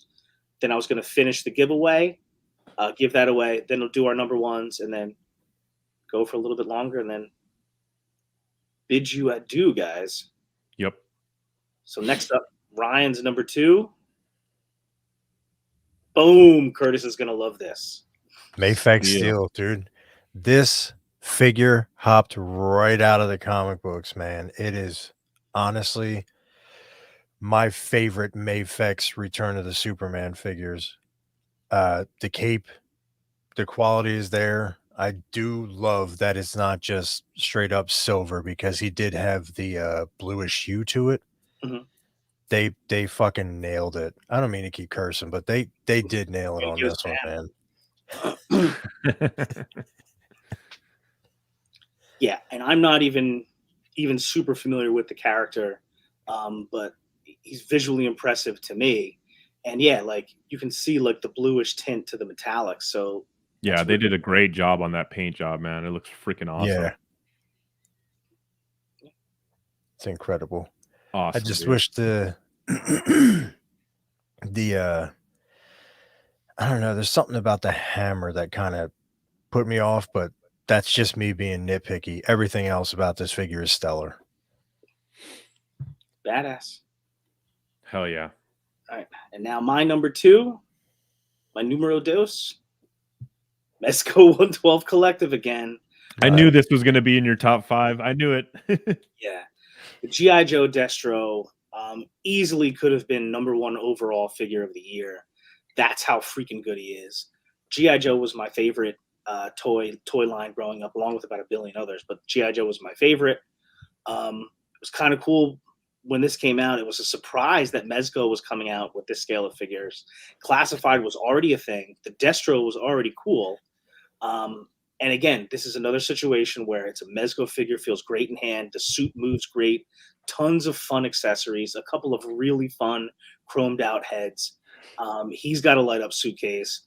And yeah, he has a chain and a real stone. Curtis, you love soft. What are you talking about? Doesn't even want to hedge you now. Fine. And let's see. Juan was asking how the how the Mondo scale next to Mythic Legions. So Juan, 1/6 scale to Mythic Legion scale. That's how big these monsters are. Yeah, these things are titans, bro. So yeah, Mondo all day, baby. That's incredible. That's what a Mythic Legions looks next to a Mondo. So there you go. You should post a photo of that comparison. Yeah, exactly. That's crazy. Yeah. Yeah, Mondos are no joke, bro. Destro is another one too. Damn it. Yeah, Destro. I bought Destro on the original pre-order. He was another 2-year wait. And then he was available at a great price at Entertainment Earth this fall or this winter, one of the two. Nice. I feel like this year for toys, like sales, has been pretty damn good. Oh yeah, they had a lot of good sales, man. A lot of good sales. A lot of good opportunities for people to pick up figs that they might have missed too, man, which was really great. I love seeing that. All right. So we'll take a break from the countdown before we do the top 2 non-Legions figures of 2023. And let's do our giveaway. Again, this is your last chance. Hashtag 2024. Get it. Hashtag 2024 is what you want to put in the chat if you want a chance to win a Mythic Legions Chronaw, the Trapjaw tribute from Four Horsemen Studios. Appropriate, especially since we just saw Mondo Trapjaw, to get your own Mythic Legions Trapjaw. Yep. Put hashtag 2022 in the chat. We'll just give it a few more seconds. 2024. What did I say? 2022. Oh, Ian, if you're listening. Jonathan jumped in his time machine right now. 1985. 1955. Hashtag 2024. Hashtag 2024 is what you want to put in. Jordan, put in hashtag 2024, please. I think you did already anyway. But, yep, just a few more seconds. Just need to put it in once, and you should be good. But we're about to spin that wheel and see who we can give away a figure to say thank you again, guys. We love getting together and talking, and we would do it if it was just the three of us. But we appreciate you guys stopping by because it's fun to sort of involve a bunch of other people from the community. So we appreciate it. And that's why. Dude, you dirty dog. All right, let's give away this toy before. All right, hashtag 2024, going once, going twice. 3, 2, last call, 1. And here we go. Here we go. Here we go. Who's it going to be? Brand new Krona for you. Hey, Idaloo, congratulations, man. congratulations. Congrats, bro. Congrats. On getting the Krona. Please reach out to me on Facebook Messenger, Jonathan Donath, or on Instagram Messenger at Hedgehog Action. Shoot me a message and let me know your address. We'll get this out to you again on Monday. Orcs, apologize again for the delay, but I got you. I promise on Monday as well. Yeah, thanks again, guys, for stopping in. If Ryan's not here and somebody knows him, please reach out to him. If I don't hear from him, I'll also try to track him down. But either way, if you are here, Ryan, or if you see this later, congratulations, my man. Happy to put this Krona in a loving home. So that's it. That's our giveaway. And now it's time to run through our number one non-Legions figures, starting with Eric LeBron. And his pick is... Oh, right here. Man.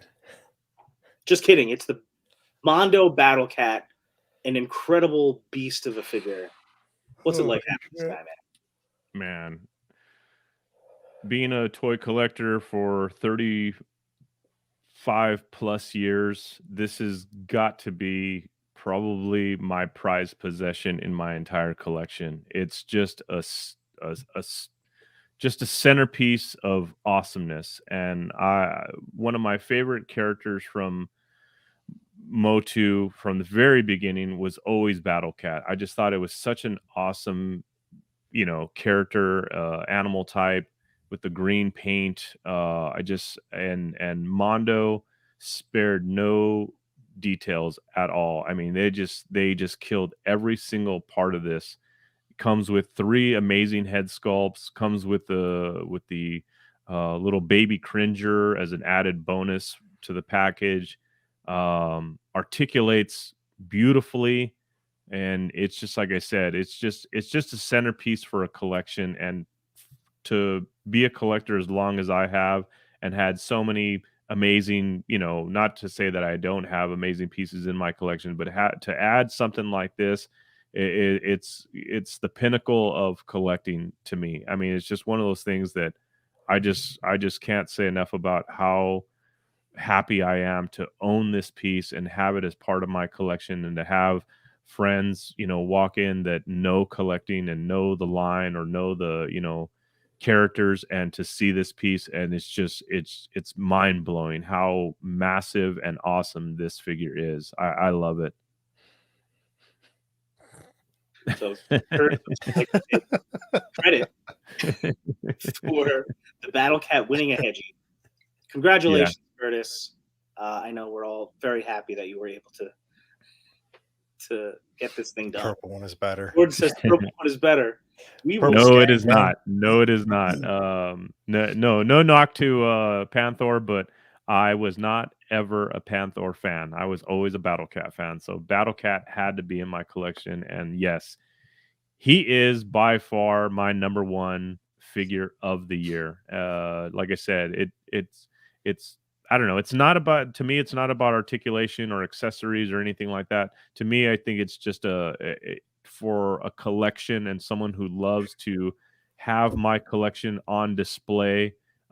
It's just a centerpiece. It's just short of it being I wish I could afford or had the room to do statues, because they do. I know so many different companies like Sideshow and what have you do awesome statues that I would love to have in my collection. But short of that, this is definitely, like I said, one of those centerpiece figures that it just, like I said, it's just a staple in my collection now and forever. It's just had to be number one. Yeah, it's interesting you should bring that up. I hadn't thought about it that way, but I had that thought that the Mondo Battle Cat, seeing it in person, definitely has statue vibes. Like it, Oh yeah, it's an articulated, like high end statue. Like that's how yeah, yeah. Thank you, Curtis. Thank you. we might need a whole series from you late night of like comping mythics with different Mondo figures and to show Yeah. the scale. Yeah, Do you have an old atlas you want to throw on this guy? Maybe yeah, exactly, right. Yeah, Kauros, dude. yeah. Kauros on Battle Cat. Need it. Yeah, it's I actually when I first got him, I actually put an ogre scale on him, and it actually fit pretty good. He's a little big, but it worked. It fits on him. Ryan is here. Congratulations, Ryan P. You won the Chrono. If you didn't see that, I see there's some spotty Wi-Fi going on. Message me on Facebook or on Instagram at Hedgehog Action, or I'll come find you and I'll send this out to you. Shipping is on me. Lower 48. Lower 48 shipping's on me. All right, let's go here. Ryan's number one is a meaningful one, I think. Yes. Yeah, based solely on nostalgia and the fact that this is the figure that I've always wanted.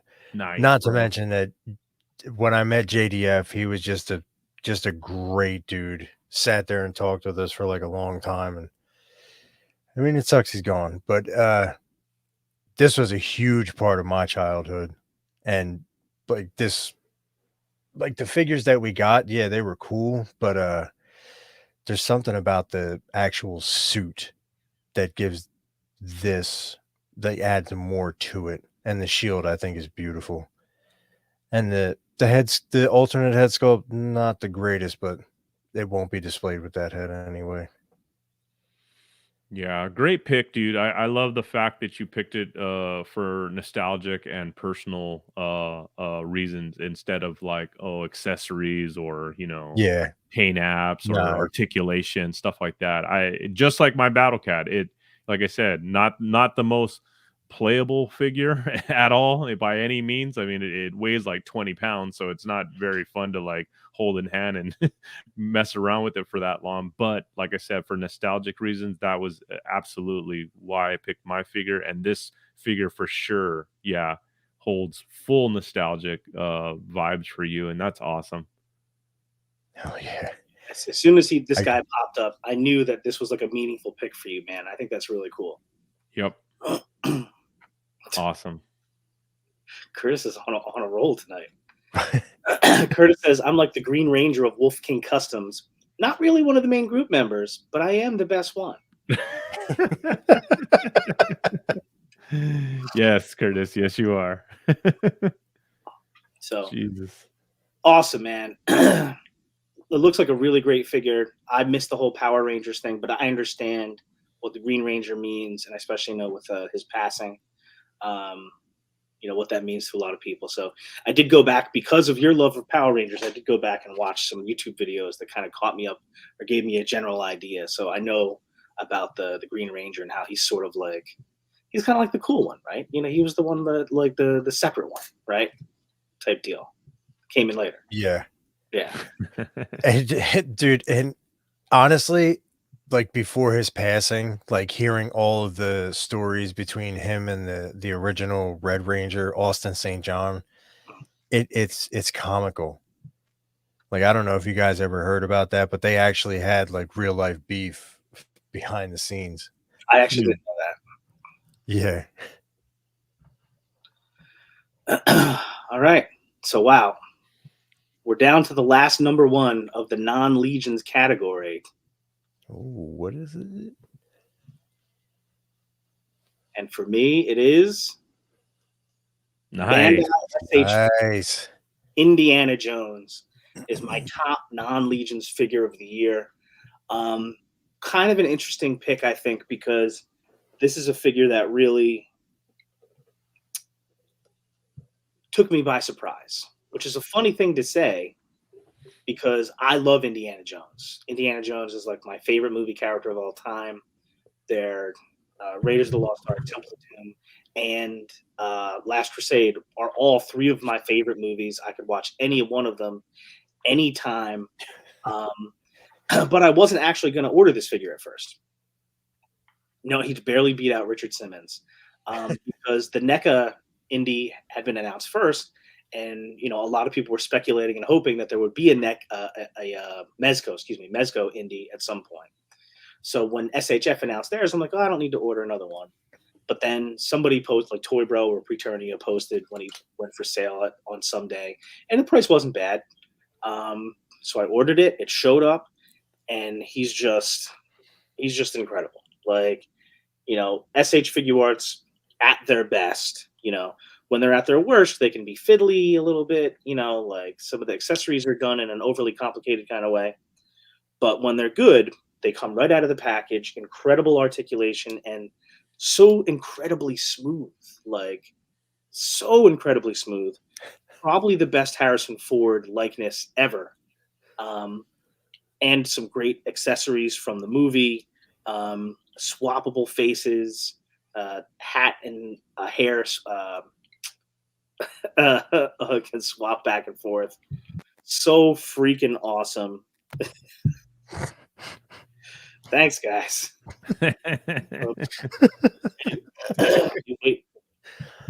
Wait till I enable super chats. But yeah, that's my number one. Awesome. Great pick, man. Great picks overall. All overall, guys. Great picks overall. That's freaking awesome. Yeah. Guys, I probably have to cut off pretty soon.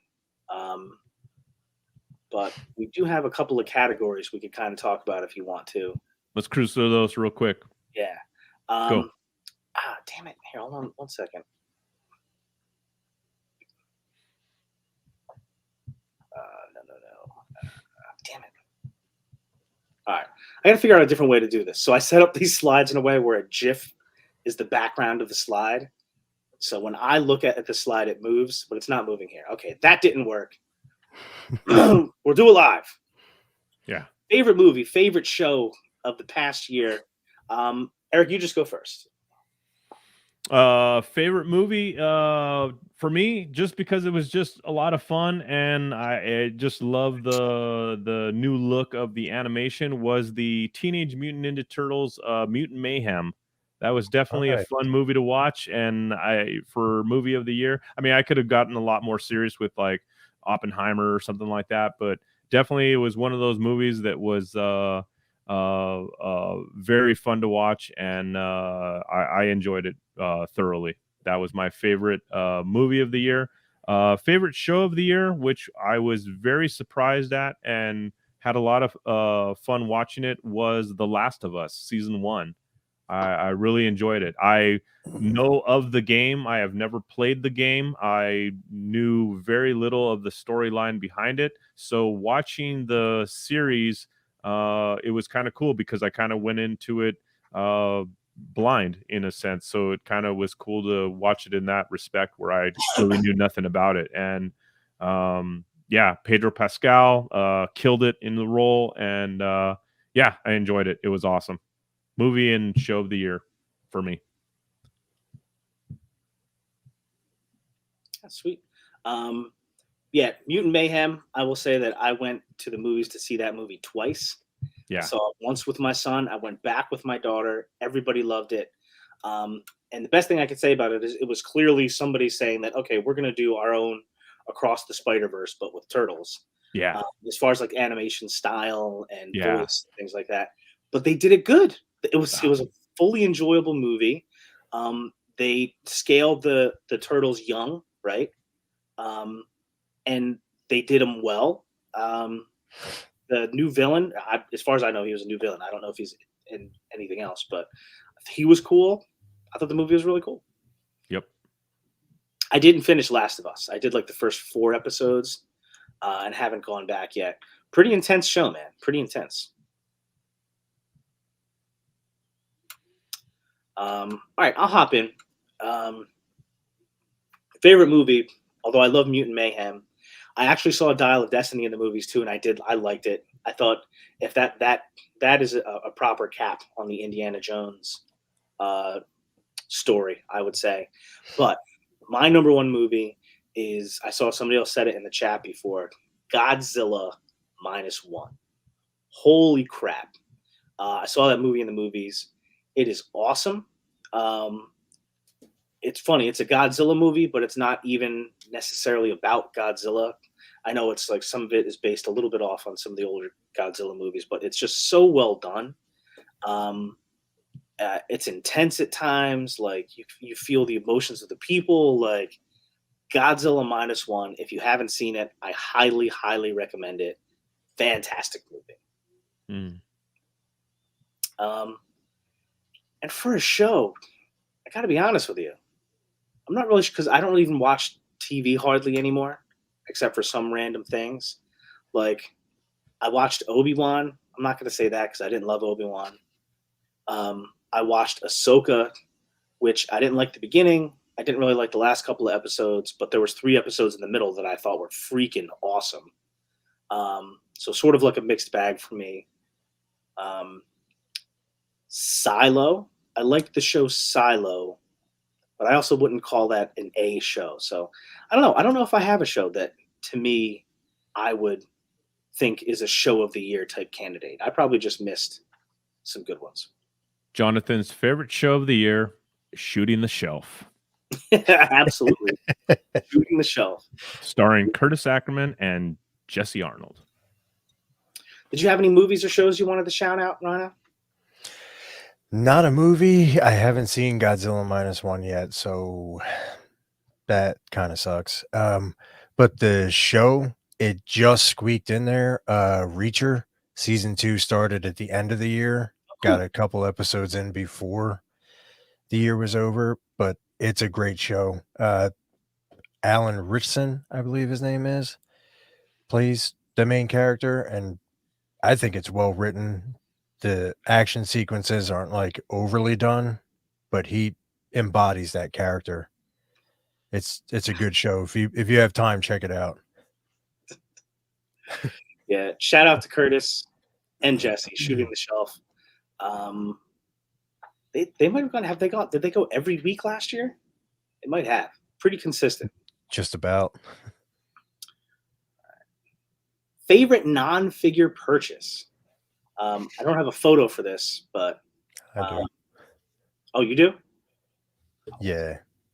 Oh yeah. Okay, Rhino. So this is Rhino's favorite non-figure purchase. I'm not a sneakerhead, but I thoroughly enjoy these. I got them in December at the beginning. Nice. Apparently they glow in the dark. I haven't tried it yet. Nice. Yeah, there's the like the stars and stuff. In one of the pictures, it actually has them like glowing. That's cool. That's right up your alley, John. Yeah, glow in the dark. Exactly. Oh gosh, Curtis. Am I in the bidet gang? Oh goodness. So that's awesome, man. Awesome. Okay. So I was trying to think if there was something else, because I had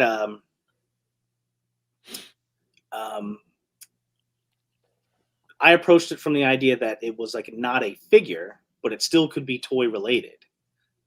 So that's sort of what I picked, and I picked an action figure vehicle as my favorite non-toy purchase, and that is the Super 7 Ultimates Thunder Tank. Mm. And I don't want to do I don't know how much of this. It's Sig. what? Let me see if I can do this. I wanted to play a little bit of this video, of my video about the Thunder Tank, just the end. Are they going to ban us? We're getting banned. They're gonna Good ban night, everybody. Here's the thing: testing They're the gonna ban boundaries, flaunting YouTube. Don't worry, I'm not going to play the whole thing. This is just I'm doing some comparisons of the Thunder Tank that I wanted to share with you guys. Let's see if this works. Thundercats Thunder Tank and the Hot Wheels Thunder Tank. Next up, we have the Super 7 Thundercats Thunder Tank next. And here is the Thunder Tank on top of the vintage Hasbro G.I. Joe USS flag. Flex. I mean, it's not even a vehicle. And here is the Thunder Tank next to my actual freaking car. You're so ridiculous. Ladies and gentlemen, here is the Thunder Tank next to an actual real live tank. So there you go. There we go. That's awesome. Share that. I was so proud of that because it's a callback. I forget. There was some Oh my god. You need to clip comment, that. bro. You ever post? You ever pose Valiant Night on weed? Oh, classic, bro. Classic. Yeah, so that was it. That's Thunder Tank, awesome. It's a scaled up 7-inch scale Thunder Tank. It's nuts. Nice. Favorite or biggest surprise? Probably, action figure related, or if it was something else.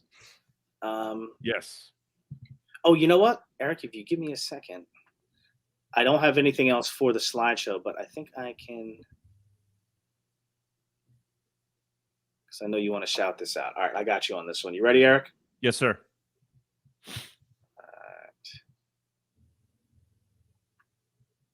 Here it is.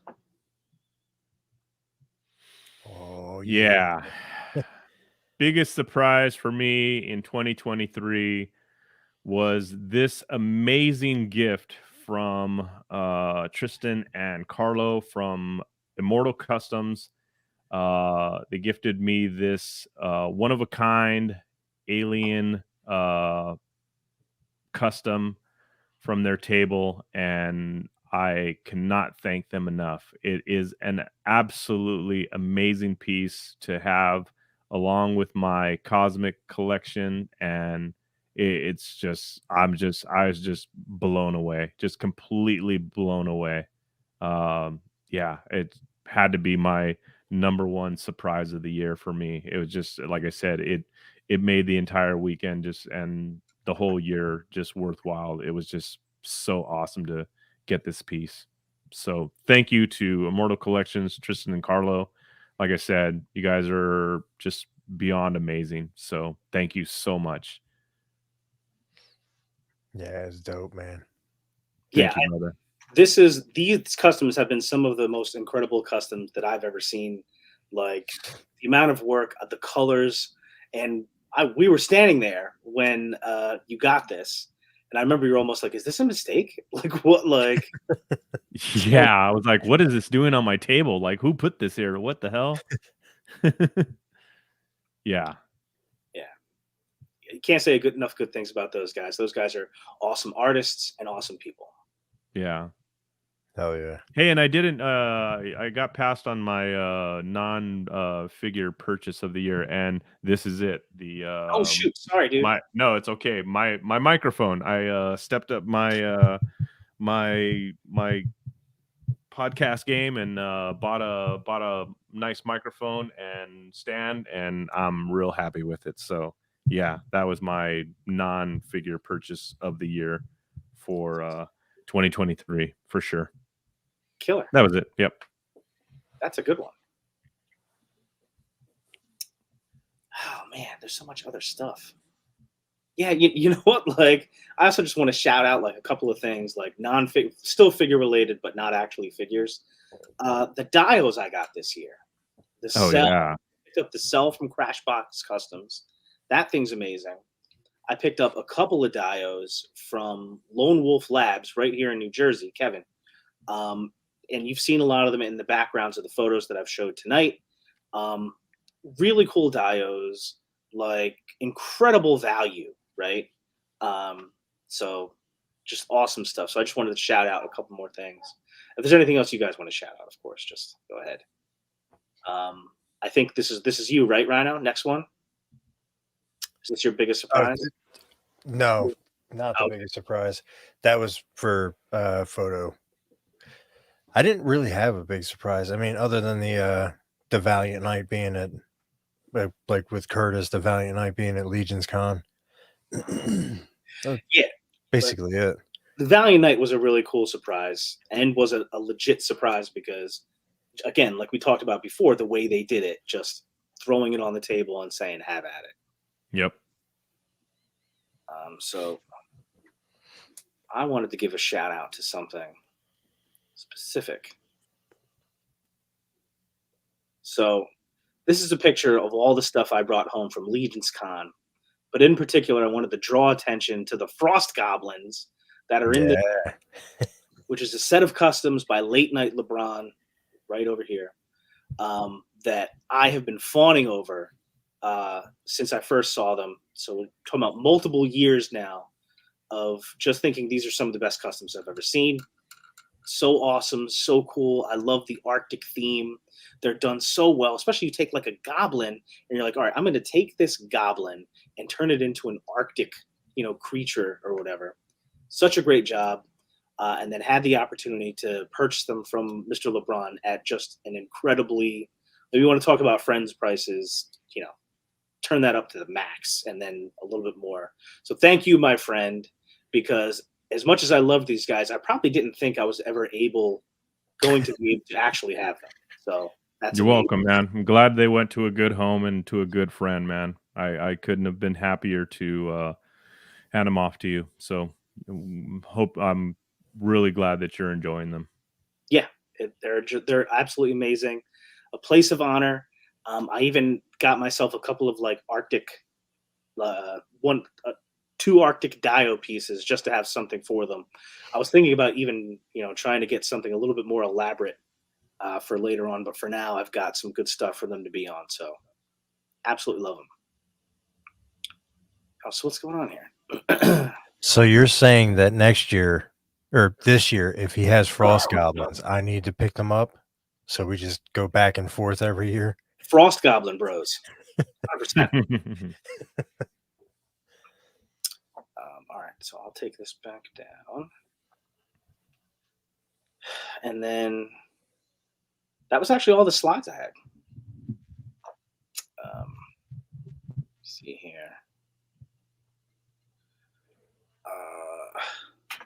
So this was, what was this again? I'm sorry, Ryan. You were next one here. I was gonna I thought we were throwing up our favorite photo or something. Yeah. Yeah. Photo of the year. We're gonna do that right now. So we'll start with Ryan. Favorite photo of the year. And for Ryan Gonzalez, it is Nice. Darth Dada. boom. I love this picture. I loved like the skeletons coming out of the fog, like he's raising the dead. Oh man, it's a it's a menacing feeling. I love what he did with the lighting. It's fantastic. He does absolutely fantastic work. He does Awesome. a lot of Star Wars stuff too, Jonathan. Are you following? No, I was just going to say, I don't think that I'm too familiar with his work, but I would like the atmosphere that's here is just ridiculous. Yeah, give him a Freaking- follow, dude. He's incredibly talented for sure. It's pretty awesome. And I okay, good.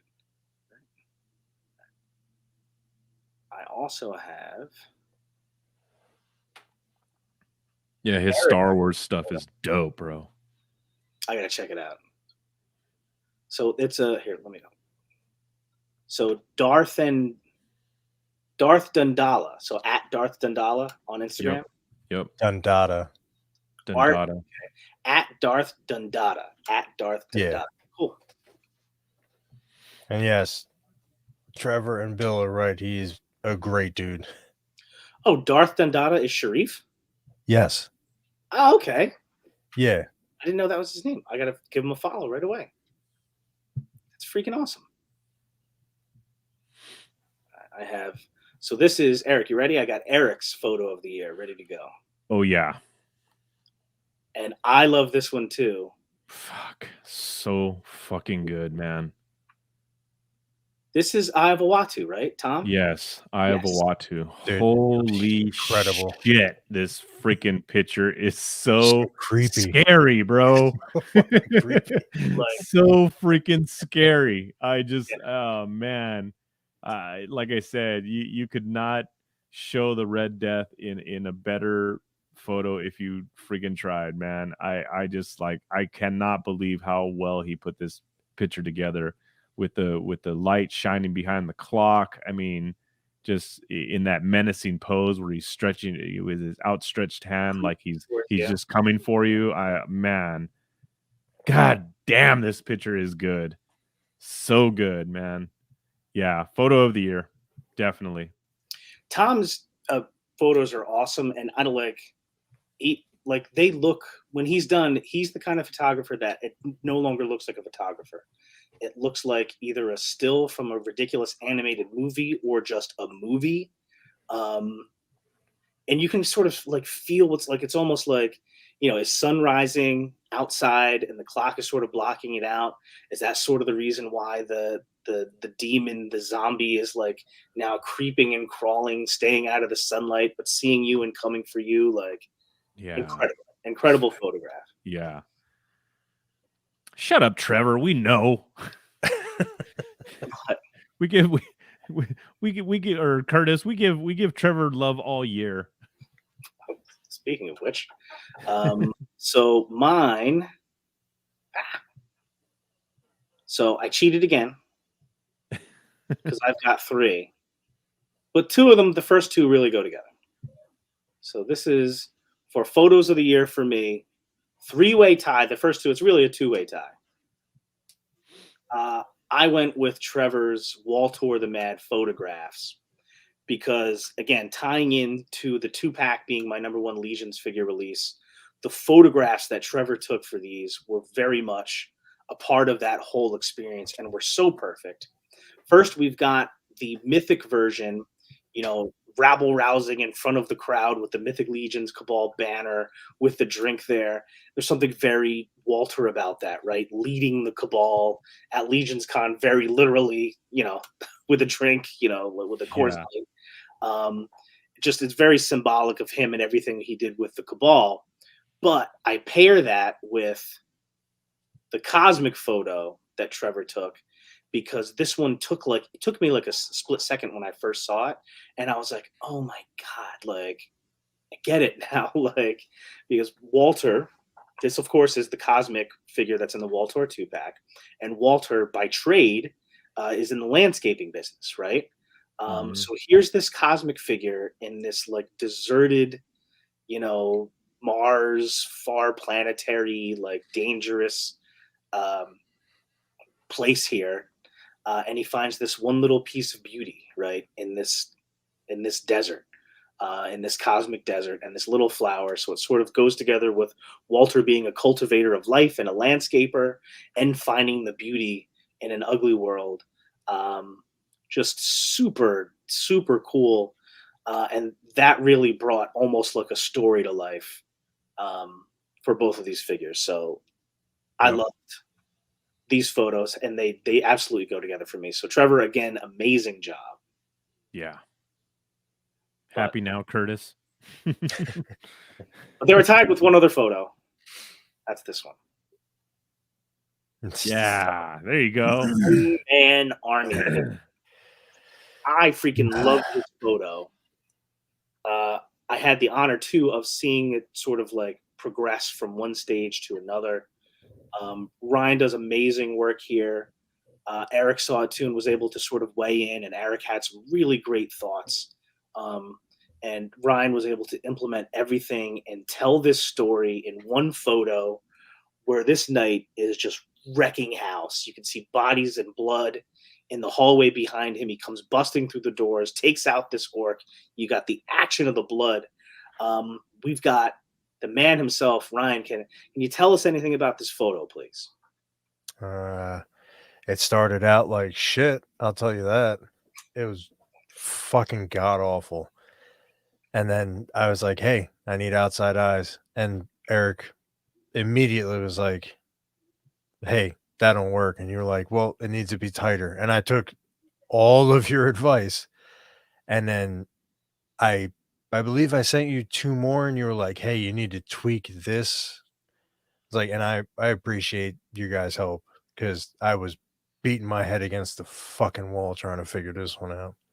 It's No. tough because as a fan of like photos like these and your work in general, the first time I saw it, if that was the photo, I'd have been like, that's an awesome photo. I like it, you know? But it's kind of cool to kind of like watch it sort of develop to where it is. And I think the end product here is, I think it's amazing. I think it's awesome.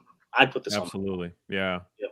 Kind of cool too, because like I said, it's like a collaboration of like all of our, ideas or way of looking at it, and kind of helping you out with this photo, and kind of made me feel good to be a part of this and to see it kind of finally come to the final shot. And I think like I said, it turned out to be an amazing shot. So Well, kudos I to you. appreciate Kudos all to you, the my kind brother. words. You're doing great work. Hard work's paying off, man. Yes, it is. I appreciate that. Hashtag Band Bros. Band Bros for life. Trevor agrees. Great pick, Ryan.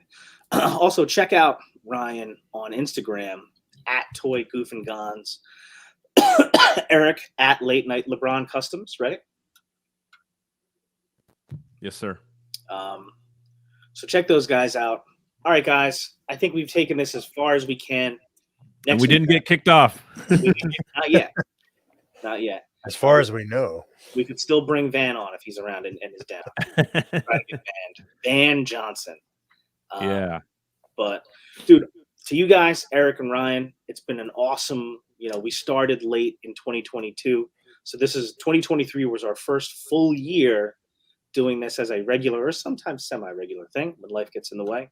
And I have to say, guys, I have enjoyed it so much.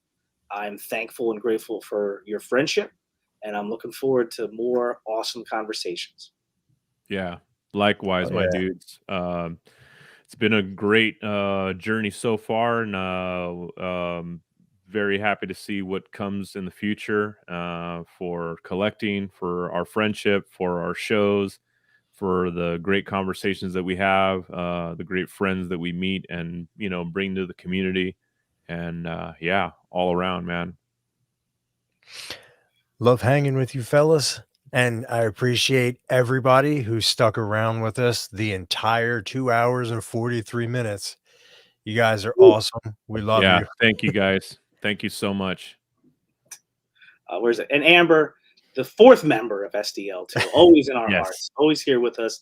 And on top of that, she doesn't need our show. She's got her own show. Guys, every other Thursday, you got to check out Legions Ladies. When we're done here, go, if you're not already subscribed to the Legions Ladies YouTube channel. They are fun.